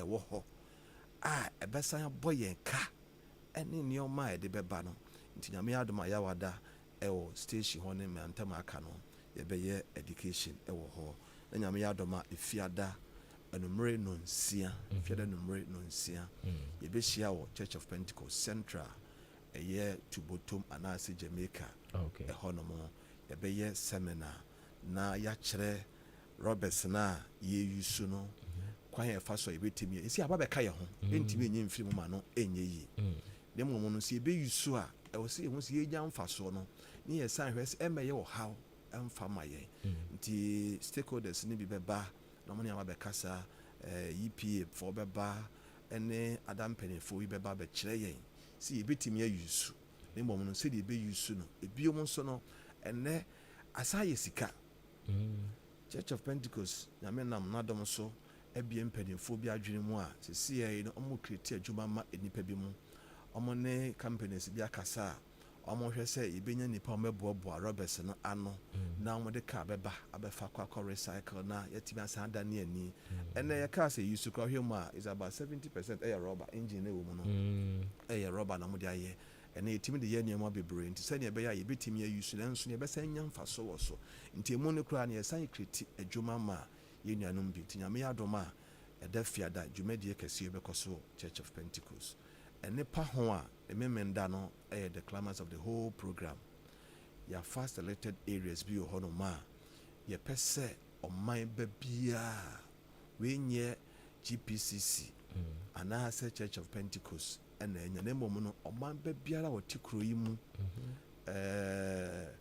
ɛyɛ Brim Central Municipality no mu no yɛn nyinaa yɛbɔ dawuro sɛ yɛn nyinaa yɛ mmara ne yɛn nyinaa yɛ mebom ne yɛn siesie ne ɔntumi ma lorry station ɛne other place o man ntɛm a wɔwɔ ɛne nti ɛne assemblymen 18 na ɛwɔ municipality no nyinaa no ahyia adi ho nkɔmmɔ ɛm sɛ aboabo assemblyman am council ba bɛka yɛ ho ebi nso kɔ other stations no ɛne ɔmo ahyia a ɔmo bɛboa ne yɛn nyinaa yɛsiesie ne mmom no dodoɔ naa no yɛbɛkɔ ɛyɛ lorry station market hɔ ɛna new market to ɛwɔ nkwantanim hɔ no yɛbɛhyia wɔ hɔ ne clinic quarters na ɛwɔ hɔ no mu no asiesie hɔ fire service for agya to mu sɛ ɔma bɛboa yɛn ɛne other stakeholders no na yɛtumi adi sɛ adwuma no nti yɛsrɛ ɔman ba biara sɛ memenda deɛ so wɔntumi ama lorry station hɔ mpa wafikyire ne mantam a wɔwɔ no bɔ mmɔden sɛ wobɛsiesie hɔ okay nti mahu sɛ yɛwura akuamoa aka mo ho aba from NCCE yɛwura same mo nso so mo asɛdeɛ wɔ mu ne sɛn Odi kan mechia ahenkan tifo nyina na mechia me director Madam Rejoice Beskoff. Yo NCC asede ne se eye dwumaku a eye yemrapon no etu yesi ho se ade bia e fa oman no ho na esan boa ma eye yemrapon no edimu no enam yeso ena asan na ma nyina ebesi. Em se wo hwe yemrapon ni mu a eye article 41K no. Dan edi se eye oman ba bia se de so behwe se yempotem ana yemantem a yetimu niama etwa ye ho ehia a protocol se friend environment no yebehwe na yabo ho ban enye se yeyin nnwumakuo bi asi ho Zoom Lion ni aka se omon kwan e o ma se de so behwe na san niama we se de papa eka no plastic ni ye ya doso e wo yemantem no mo no behwe no matam de bi e obi bia asede said the emrano ebo ho ban ema ya fa hodie no esan wo obligations idea den eman said the ebo ho ban san na so yenso ye den yebo ho ban na ese ka ne side na ese yenso yetu ye ho ye den isi ho because e chassis free yen aye ho sabi enye Zoom Line na ebet totoro ba ye den atwene eyan ne ebekọ yakofa roba ne ye den ya to atwene nti enyina ye den ya said okay nti NCC so juma kakra yedi ewo juma yemu no ne se yeti ase a mo so mo kan mo ho kyerɛkyerɛ emra eno so tata ya kyiri no emu se na be ya omanfo no so betimi ate ase yie okay nti ma me san enko secretary ho no mu biom na me misa no secretary minimum say this initiative no yi say mo ne GPCC aka bo mu no a eye the Church of Pentecost ena saade nyina mo de ebaye eni so ade hunu ni firi hefa the chairman of the Church of Pentecost, Apostle Eric Nyamiche, and an executive council, and I decided to do it. It's part of possessing the nation, the nation's agenda. Possessing the nation, your main idea is say, Yadi Onyankopon, the principles and values of the kingdom of God will be instilled in man. The nyamepe, the nyamebo, if we are say boys as you know, the person ni panye. Ebe me nipe hu. And by so do you know, I said when I want to Nyamen County, yes, Christo in Kano, only Jesus say Ajenkwano, Onyina nam Jumedi so, everybody Christo yes in Chen. The no one I say in possessing the nation, and Yamen Semonkwa. ko nipa no ɔte baabi ansa na ɛka nyame asɛm akyerɛ no yɛne a yɛpossessive nations yɛte baabi we belong to an environment nti sɛ yɛde ba bible mu sɛ de america no a nyame de ahyɛdeɛ ma Adam ne Eve sɛ asase na wabɔ no wɔnhwɛ so they should take care nti yɛbɛyɛ kristofo yi yɛn nso yɛgye tom sɛ yɛn responsibility yɛahyɛdeɛ kɛseɛ sɛ asase na nyame de ama yɛn no ɛka yɛahyɛdeɛ sɛ yɛbɛhwɛ asase no so apart from sɛ yɛka nyamesɛm ɛde kyerɛ binom no baabi a yɛte no tracing it from Genesis a nyame bɔ adeɛ no ɔde wiase no hyɛ nipa nsa sɛ ɔnhwɛ so nti na kyɛ sɛ mo equip wɔ mo sɛ ɔmo ɛma cleanliness ɛnyɛ part of them yeah ansa na ɔmbɛtumi agye ɔman no di soɔ no wonni ahoɔden koraa sɛ wontumi impossess nations I see enti mame nkɔ Pastor Eric hɔ yɛnwie koraa Nyankopɔn yɛ adom akwasi ada no na den na yɛhwɛ anim sɛ yɛn nsa bɛka dwumadie yi a mode aba yi dwumadie no yɛhwɛ anim sɛ deɛ ɔsɔfo Henry kaeɛ no yɛbɛnya ahomedi papa kuro no yɛtim no ɛmu bɛte sɛnea ɛbɛyɛ a plastic waste no yɛbɛtumi akura no yie yɛbɛyusu deɛ nanso sɛ woyusu wɔ fie koraa no a yɛbɛtumi aseparate no na sɛ ɔboa rɔba no wɔ ha ne ada nwura no kakra bi wɔ ha wowia wotumi hye kakra bi na ɛkɔ but rɔba no deɛ ɔntumi nyɛ no hwee nti sɛ ɔboa no wie a yɛpɛ sɛ yɛwɔ selected areas bi akyire na yɛde bɛto gya no ama ɛdodoɔ no ate a ɔboa rɔba no ano a nnipa yi bɛba bɛfa na ɔmasan ama wo sika biom nso yɛhu rɔbers wɔ aran wonam kurom a obinom nso a na wɔgya to baabi ɔpɛne zoom lion fɔ sɛ meme ne wo yɛnom nsuo ne yɛamfa nto kurom a zoom lion adwuma no obɛtumi de ayɛ ade foforɔ anaasɛ sika aban de tua zoom lion no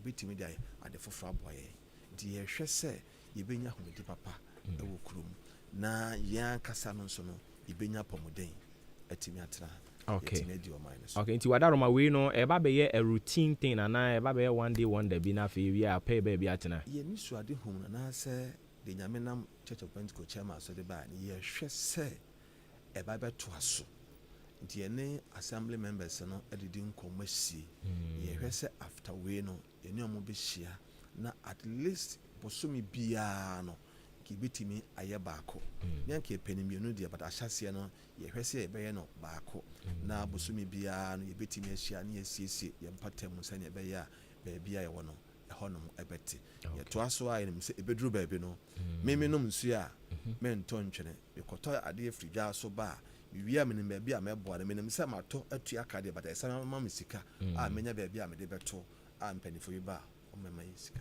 okay nti mame emisa dabi NCC kura de obisa mo question we ya wontumi yi ano yie ma mame misa area secretary menim sɛ efi yebetimi ako atu ase yie pa yehia the involvement of aban no was sɛ menom pure water ne wia na me ye wura ne wia na sɛ mempɛ sɛ mede bɛto fam a wɔ sɛ menya baabi a mede bɛto but wobayɛ Ghana ha yɛ nte sa wokwaburukyire baabi a na nkuro bi so a 1-2 behunu dustbin but Ghana ha wobɛyɛ a nti sign na mo collaborate with aban no so wa make any commitment so what they bɛboa mo agenda yi okay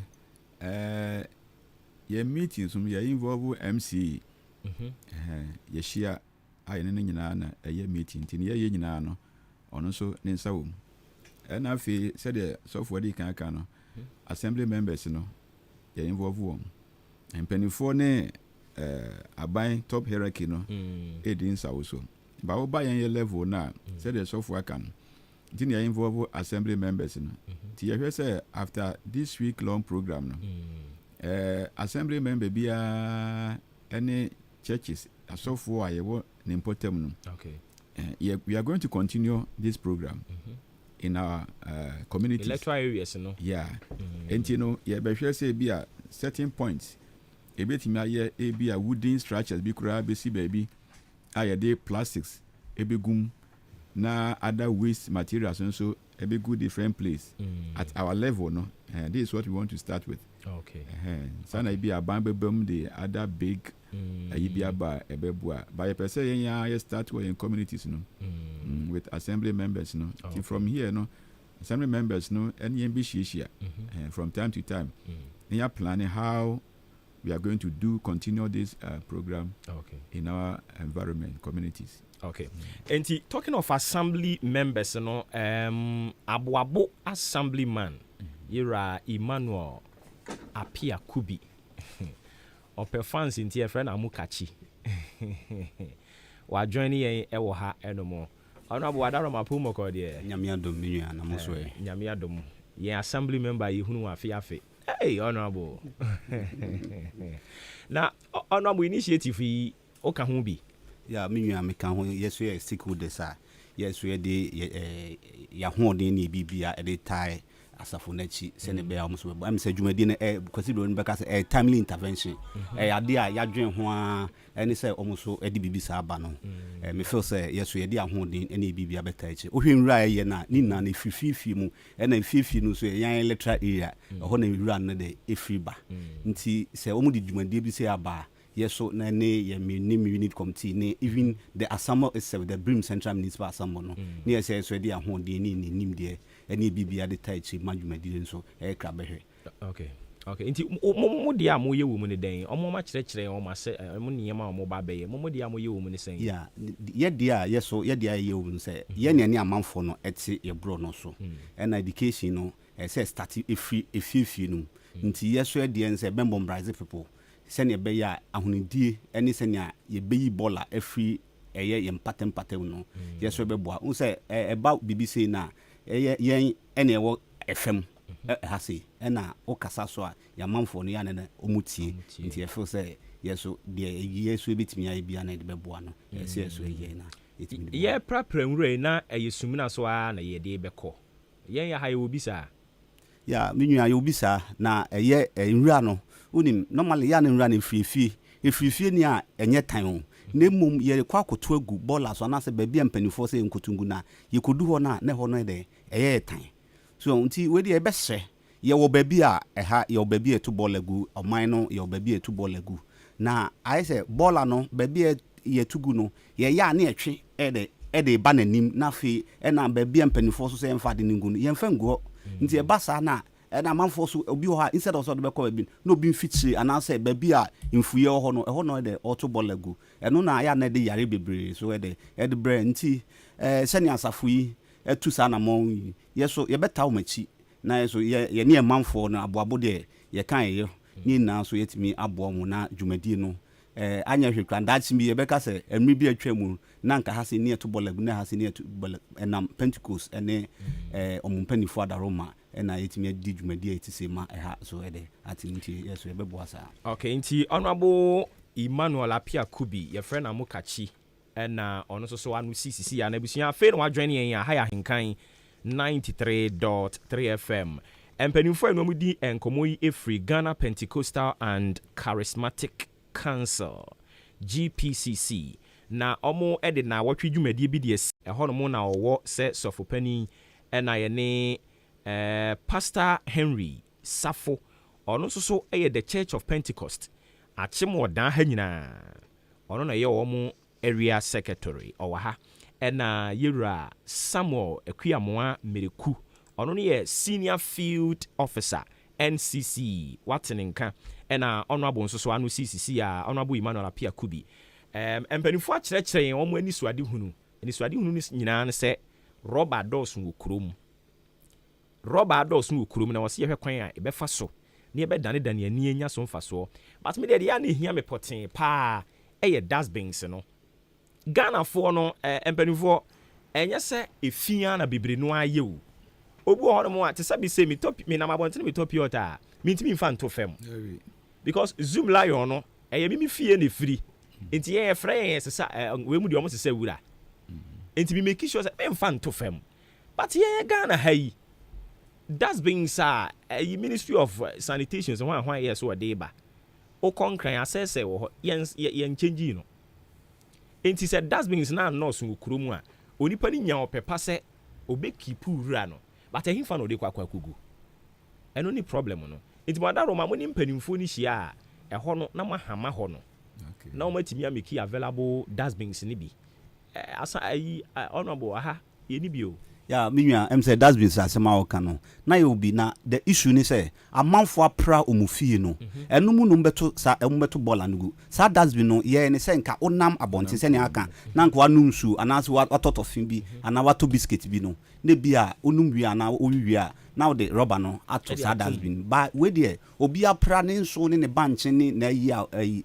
waye no enu mu eno de abehye nti we say enche na de ayema eno na eno bi kra hono na eja wom na de ababeto rubber dustbin na ehye no akra de ne bi no mu wia omo sheda koko wia so hu nti eye ni na no say education a eye asafo yi de ebeboa pa ye ni na nso say yes se nwura no so na echecha manfo eno so ncheche no so eboa obi wo kra onim say ofo say zoom lion for ho wanto ankro o munya dwuma nye bosume so a yentuo mu ka ene ade nti ene so yes na be so benya adwuma de ente sa ye na edi ehu ni a nso be ma hundie no de akoso ye ma ebeboa yi na I see but who say mesre ne honorable okay I am say education nko yi sa say that mean is ya bonte no enye for efie nwura nti me say on fa sa kwa so on ma ho yi pa ya no ye onama bonte akuta nwura bi no na ade to me efie nwura de ense o de ba ho say education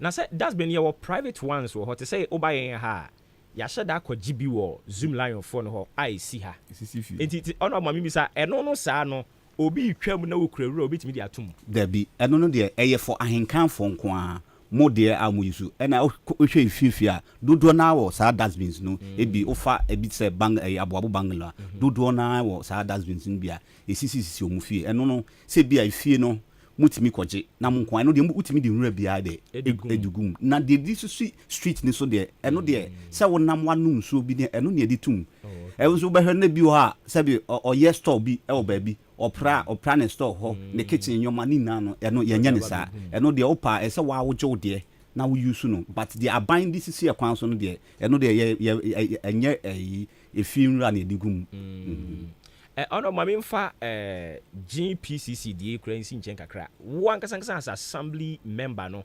a part of our agenda say obeboa ma sanitation ne sa nyoma na timi akoso wo personally no ya minwa ya tu anamo bebre o hwe eye Bangalore eye Beneza honum ni obabi a ye to bolagu a o hwe ho na babi o mutu bolagu e benfi amanfo fi ma in fact me ni zoom lion for any inferior na o ho no me ni dinkita ho ema oboa with dozen about 10 I subsidize here e de man for yes education ema dodo a Bangalore de omomo ho no dodo na e o dozen sisia but ye problem kese e dam no ho o hwe aboabo dam na omomo the far end no dodo na any dustbins ni bi e na ye to bola na gu ba say o ma to bola na gu ma e ben dam no so ye ba bi a nsu amanfo esa edidi duma bebre so I say e ben ho ye tu ho anamo ya education bebre but I think say the asafia ba mu no so no eno so beboa yakoso atre enkrabatam ni atimi more education because nsu no so there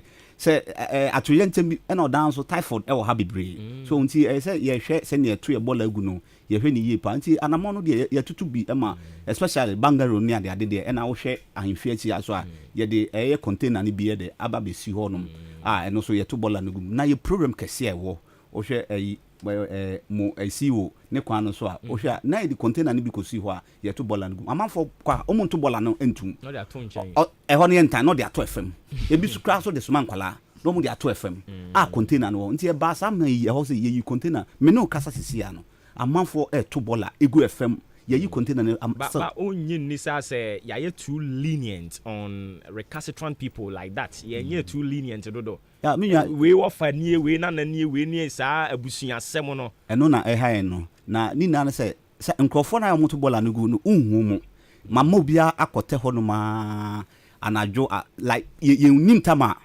emzo ebi wo ha omoteka mu kra omudu anu ato bola na de no mdi ato nti ye boy homodi ye nke nsaka obi a nke ho no na ebe mana clear ho no na ade ye asuan de e de amanchi ma so say ye nto bola ngu baby basa and I feel so school no and say this is the time I say in kwala na inculcate this kind of we say in them send be almost because in kwala no akwala de be che no school bia no okofie a okọ practice nti em say school no so send am penifo kan say omo be ko school so e ho so say itimi boa any sorry no send am Pentecost asafo aye so ye hwe say other churches no so any mosque omu na nso be boa se na kan hu bom a em se nipa yi sa nipa ya na ekomos ene san kwa sori ne traditionalist ya nti ye dan kan hu bom ne nananom ni na kan hu bom a ye gidi se ye nkrunkru no emu be krabehwe. Okay, ye de ankomo no e ba wie ye nti me company mfo ho na omu nsam etwato no mo de amayen mame nhyase free Pastor Eric Du Sakode ho ya menipa ye ko nsam etwato adaroba amokachi honorable yedawase o nsam awaka kakra mesere se aban nyamfa das bin besisi krom bebere nanso kwan wona ti krom kwan wona pe ahumidi papa no eyemede wa ye besere se ye moye homode se woto nsuo na nam na benoma nipa ho na woto nsuo sere no untimi nkura roba na mfanko onum wi a obeje ti ebesere omo tonsuo amodi si omuti se ombetwa paroba bag kakra bi ekura nipa no tonsuo na onum wi a waje na odi atum biomo nso yesre yenu nyina se ye moye homode na Roberts na ye yusu wi a ye mboaboa no na ansai asase no ye medi twato asre mpenifo se onyame ya doma na otwe dwumadie no ye nyina ye yontina nyame nam na dom so ede aba yemfa ye ho enhyim na ebe yinhyira kese ede amaye wie ni sa na mechia man GPCC eye Apostle Mark Opareboy and area head Church of Pentecost and Liberation asofu nyina ba mi hunu Pentecost wo mu pa o now you're Pentecost ni on area head akama okay actually be secretary of GPCC. Oh, I see but me dey me hunu Pentecost wo mu pa Pastor Henry wadaro mayeko ayo bacha o we he no Cortes odan Cortes eskafo no e ho no mo no okay na we dey chat to me fear the effect of these plastics rubber yi insunsan so ai wura ne de ba e dey bray and dachi e bia yen was see dey ento yen but ye ma e ba dachi no say plastics enwura we no nyina kohyehyɛ fam na ba ko bia be fa be mfia ha na nsa na apro na dako rubber hodo a ekofom every day ebi kwa akoka ho se yanhwa ansa no a nsema ye kan ebeba da bi ene yare ahodo a ede bebre ti na mesuan se sa kasa ye kan no amanfo nti ase na obi a mfa ne ho nhyem na ye mo asase no ho ban emfa ma enchirima me wie ni sa na mechia me years of my Beatrice afọ na ye ne birthday. Oh wow. Me wish no happy birthday. Na me man nkwa tenten ni ahoden ne ntiase onfa mo ami. Ne mfa nya urade adwuma enwie. Me chia me mba nyina ne ma sori mba nyina quarters fo. Na me hira om nyina. Amen. Honorable. Yeah. Yo meso de mekane say yesi wonsum eno ane nipa nti ebese aboboman. Ye nya botwobo ya. Ni na no obia afa ne prayer ene ni sofi ni de obia betimi ayede aboa bia sena me di kan ye nwura no ya ho ne free efri ya ho nti ba se ye di dwuma bi se a no bia emboa ni na sene be aboabo so be fa ne ntuma fafra na oda municipality no so nti be se mreni du a obia mra na yina yemboa ahenkan famfo so mo so ebo maba so ene dwumadi a mo so mudi de boa nti na mo education program no so ya mo yemfa ahonidie so de enka ho a emse no so ebetimi aboa ebre mechia me ni committee members na ne nananom ene asofofo a wo aboabo teacher reverend Jekundia echia mu na president sofo. Okay. So the akabe 1 year na opposition abawie sanity pepe say e sidia na no. Oh yeah. Na be ma be ye bi wa me sanity emre ne nkrabia ene be kire Hey, no. Okay. Enti mikro mu hene nso mekasa ne yanko akuamoa. Mikro mu hene NCC mo nso mo nsem itwa to na fei. Yen sorry so kra. NCC for. Wa mu biro. Ye. Eje akuamoa. Wada Roma mo nso mo nsem itwa to ne yanko. NCC for. Yo, ye besre. Say de ye borderu no. E be koso a borderu. Say adwuma no eyi nyina ye dia. Enye zoom line for nko a. Ena enye sorry no nko a. But individuals no so no. E say tu ye ho ye den. Isio. Say bi ukọ ama no ne a. E hwa ye say the system is working. Ho ye fe 24/7. 24/7. Sounds like you should be tu ye den. E say dem papa kan ye no. Omu se bola ne nye den endoso baby e de bola no be go ne endoso na so no nkire se baby a ne de rubber ye den egu afi so 3 hours no e koso reduce, reuse and then recycle no e be share ma me fo no mu kodwom no baby a me free me matena Gambia kakra omo kwa omo de basket ye den ekọ kwa no ye shopping na de ye den egu mu na de abafi sa basket kwa na no na ekọ ye den eba na so ye hwe ma me no bi omo kwa nsapan ntomu dru ha no ma to polythene bag be de ho e de banchi go ha body egu ha ni asan de ayeden e de abafi eno so e ba ne sana e ma ne yeden e doso we have to stop it from the source source ni say e ma yem fa rubber nyeden e mba fie we try as much as possible say rubber ne e beden e so beti afi so e to ade so ase de papa kan no koko baako kosi baako na fi akan mi bia na asan de ahye fufuo mu ense say e ma san ne ma ne yeden isi yankwala no so mu ko school no so no water bottle no enya dwuma mo e ba ne sana oko ofrifia egum oko school be use dan so be kwakọ top water na afi de be hu say nra na eden aye bebre enti me a me hwa wano a mitimi se wo nsem bebre NCC fo mo nka ma se mu nwie da enti ne be ne se be ne kaja bi ohun na ya hyeda ama mo kwan na ma ba beto education no so ba hu se papa so fo ama ne nsa so opese o ka bibi obi de mi di chat on crowd say let me say about ya ka sorry in ya no muslim for so ekaye ho okay eno mu nyina na share dwumadi na say say ebi wo ada mo sister stations ni bi o so ebo ho de road say ya mo din amon fanche eno mu nyina na ebo edi dwumadi no so mo mpanifo aba meeting bi atoto asoti ya mo nyina so butin kwa o fasting ya o mo yewade okay amen erade nhyira mu nyina so pa ene de ye da se modi mo animu nyama beta adwumadi achi na ma bekyere kyere nse mu akyere ne atiefo ye da se yen so ye be ya famu de ne ye betimi ya boa amani so ade hunu we abamu no ye be ye da mase bibria no pay okay enti ye ne mpanimfo a wo mo wo Ghana Pentecostal and Charismatic Council na etwetwe enkomo no te Pastor Eric Du Sakode enka ono no ye secretary Jema GPCC Liberation Christian Center and a Pastor Henry Safo and so the Church of Pentecost area head Achimoda enclave ni nyina na mum oyesofo panyini ewo Cortes top hono no the Church of Pentecost ewo ho oye area secretary the Church of Pentecost and Samuel Akuamoa Mreku and so a senior field officer NCC Bremu Central and I would say Honorable Emmanuel Apia Kubi a performance in TFN Amukachi what you on some company for the Munina Master Papa ye bet was so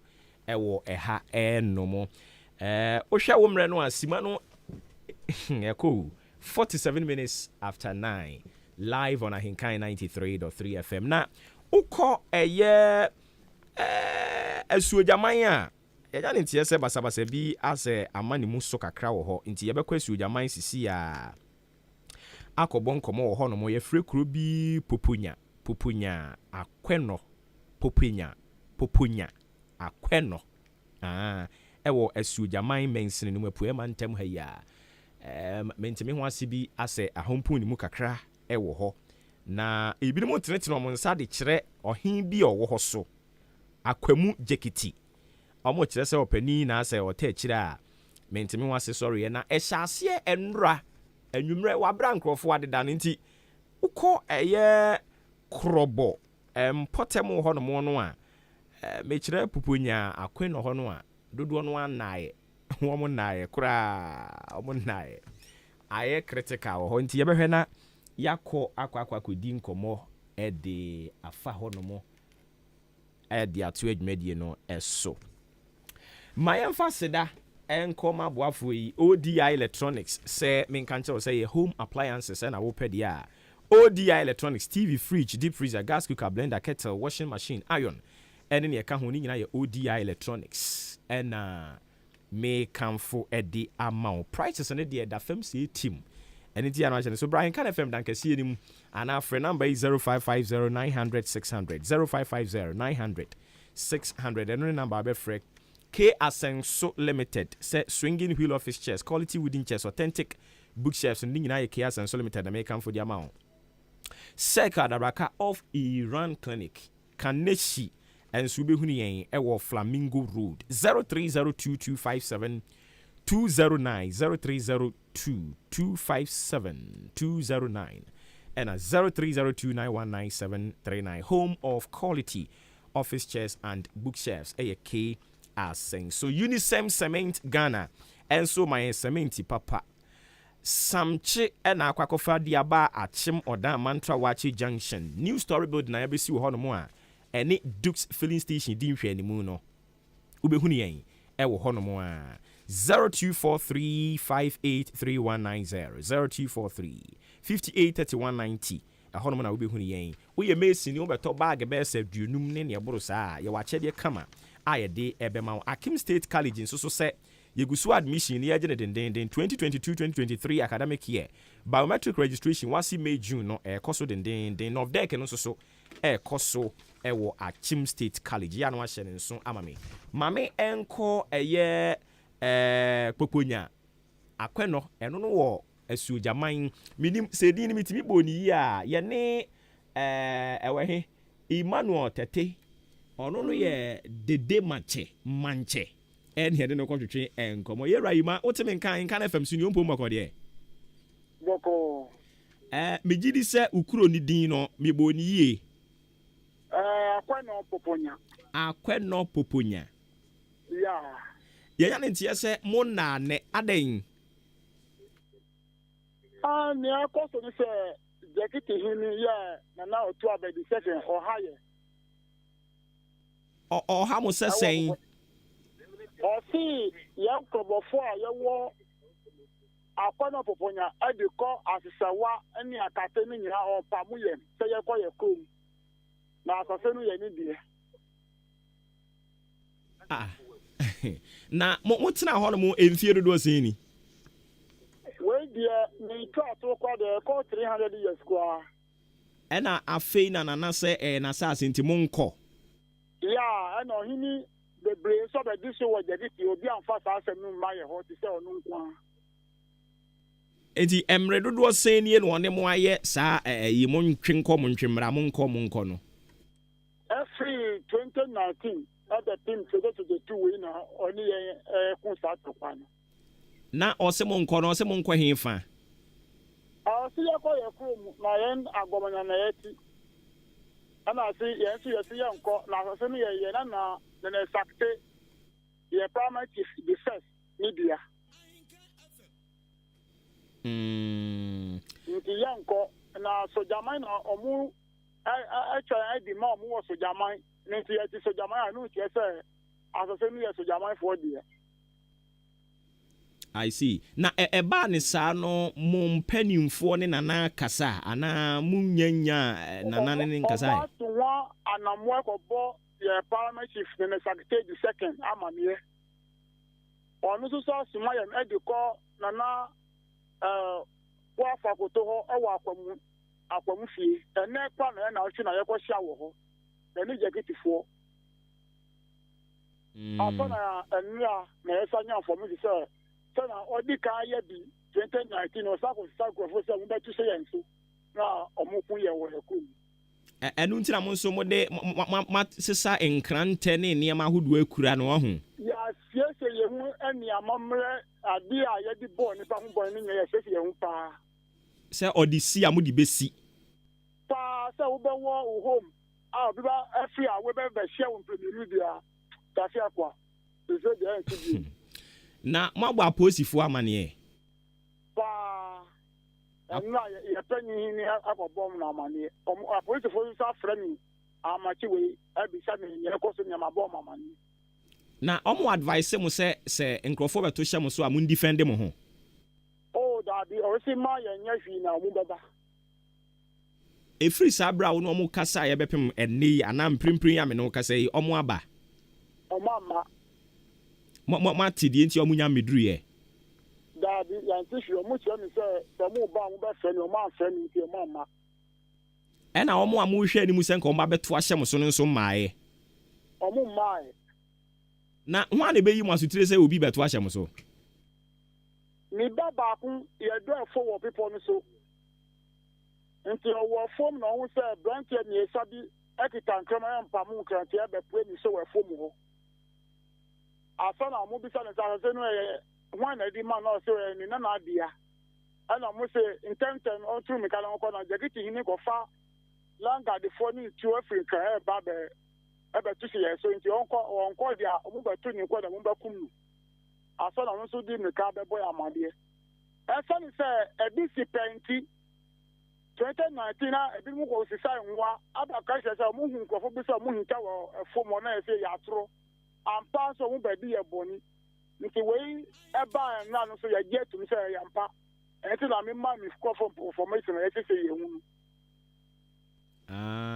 na kyɛ sɛ monhyɛ dɛ nhu nnipa bi asɛ ɔmo abɔ dɔmpem ɛɛba na mmom nkurɔfoɔ bi ɔmo kɔ ahayɔ anaasɛ ɔmo kɔ nkrantekyeɛ na mosusu sɛ ɛbɛtumi ayɛ ɔmo a anyɛ sɛ yɛsusu ɔmo na ɔmo bɔ ɔmo na ɔmo kɔka kyerɛ akwadaa no saa ɛnyɛ sɛ yɛsusu sɛ ebia yɛ ɔmo na ɔmo kɔka kyerɛ akwadaa no saa sɛ asɛm aba bɛsi nti ɔdwane na ɔkɔ fie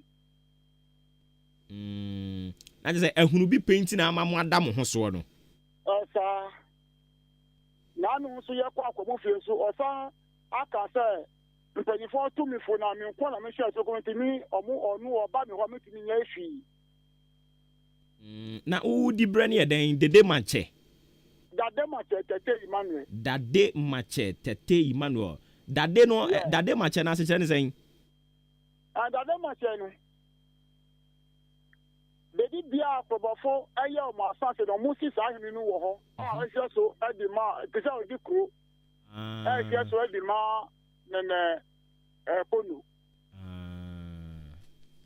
oh okay nti woyɛ odi kuro a wowɔ ɛyɛ kpokonya akpɛ no hɔ akpɛ no saa I see. Near chance ye try say ne nana bekasa but ye brenti ye de besi nyame yadmo ochena no pa.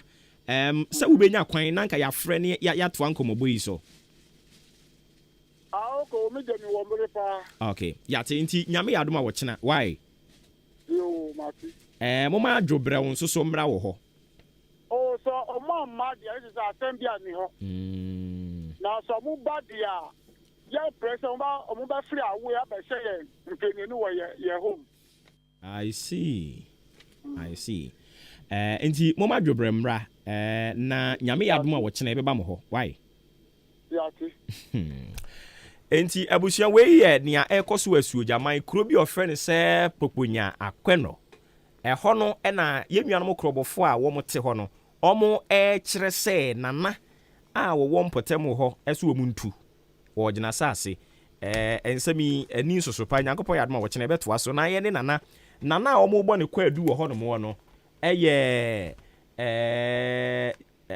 friend saying Nana Mamfe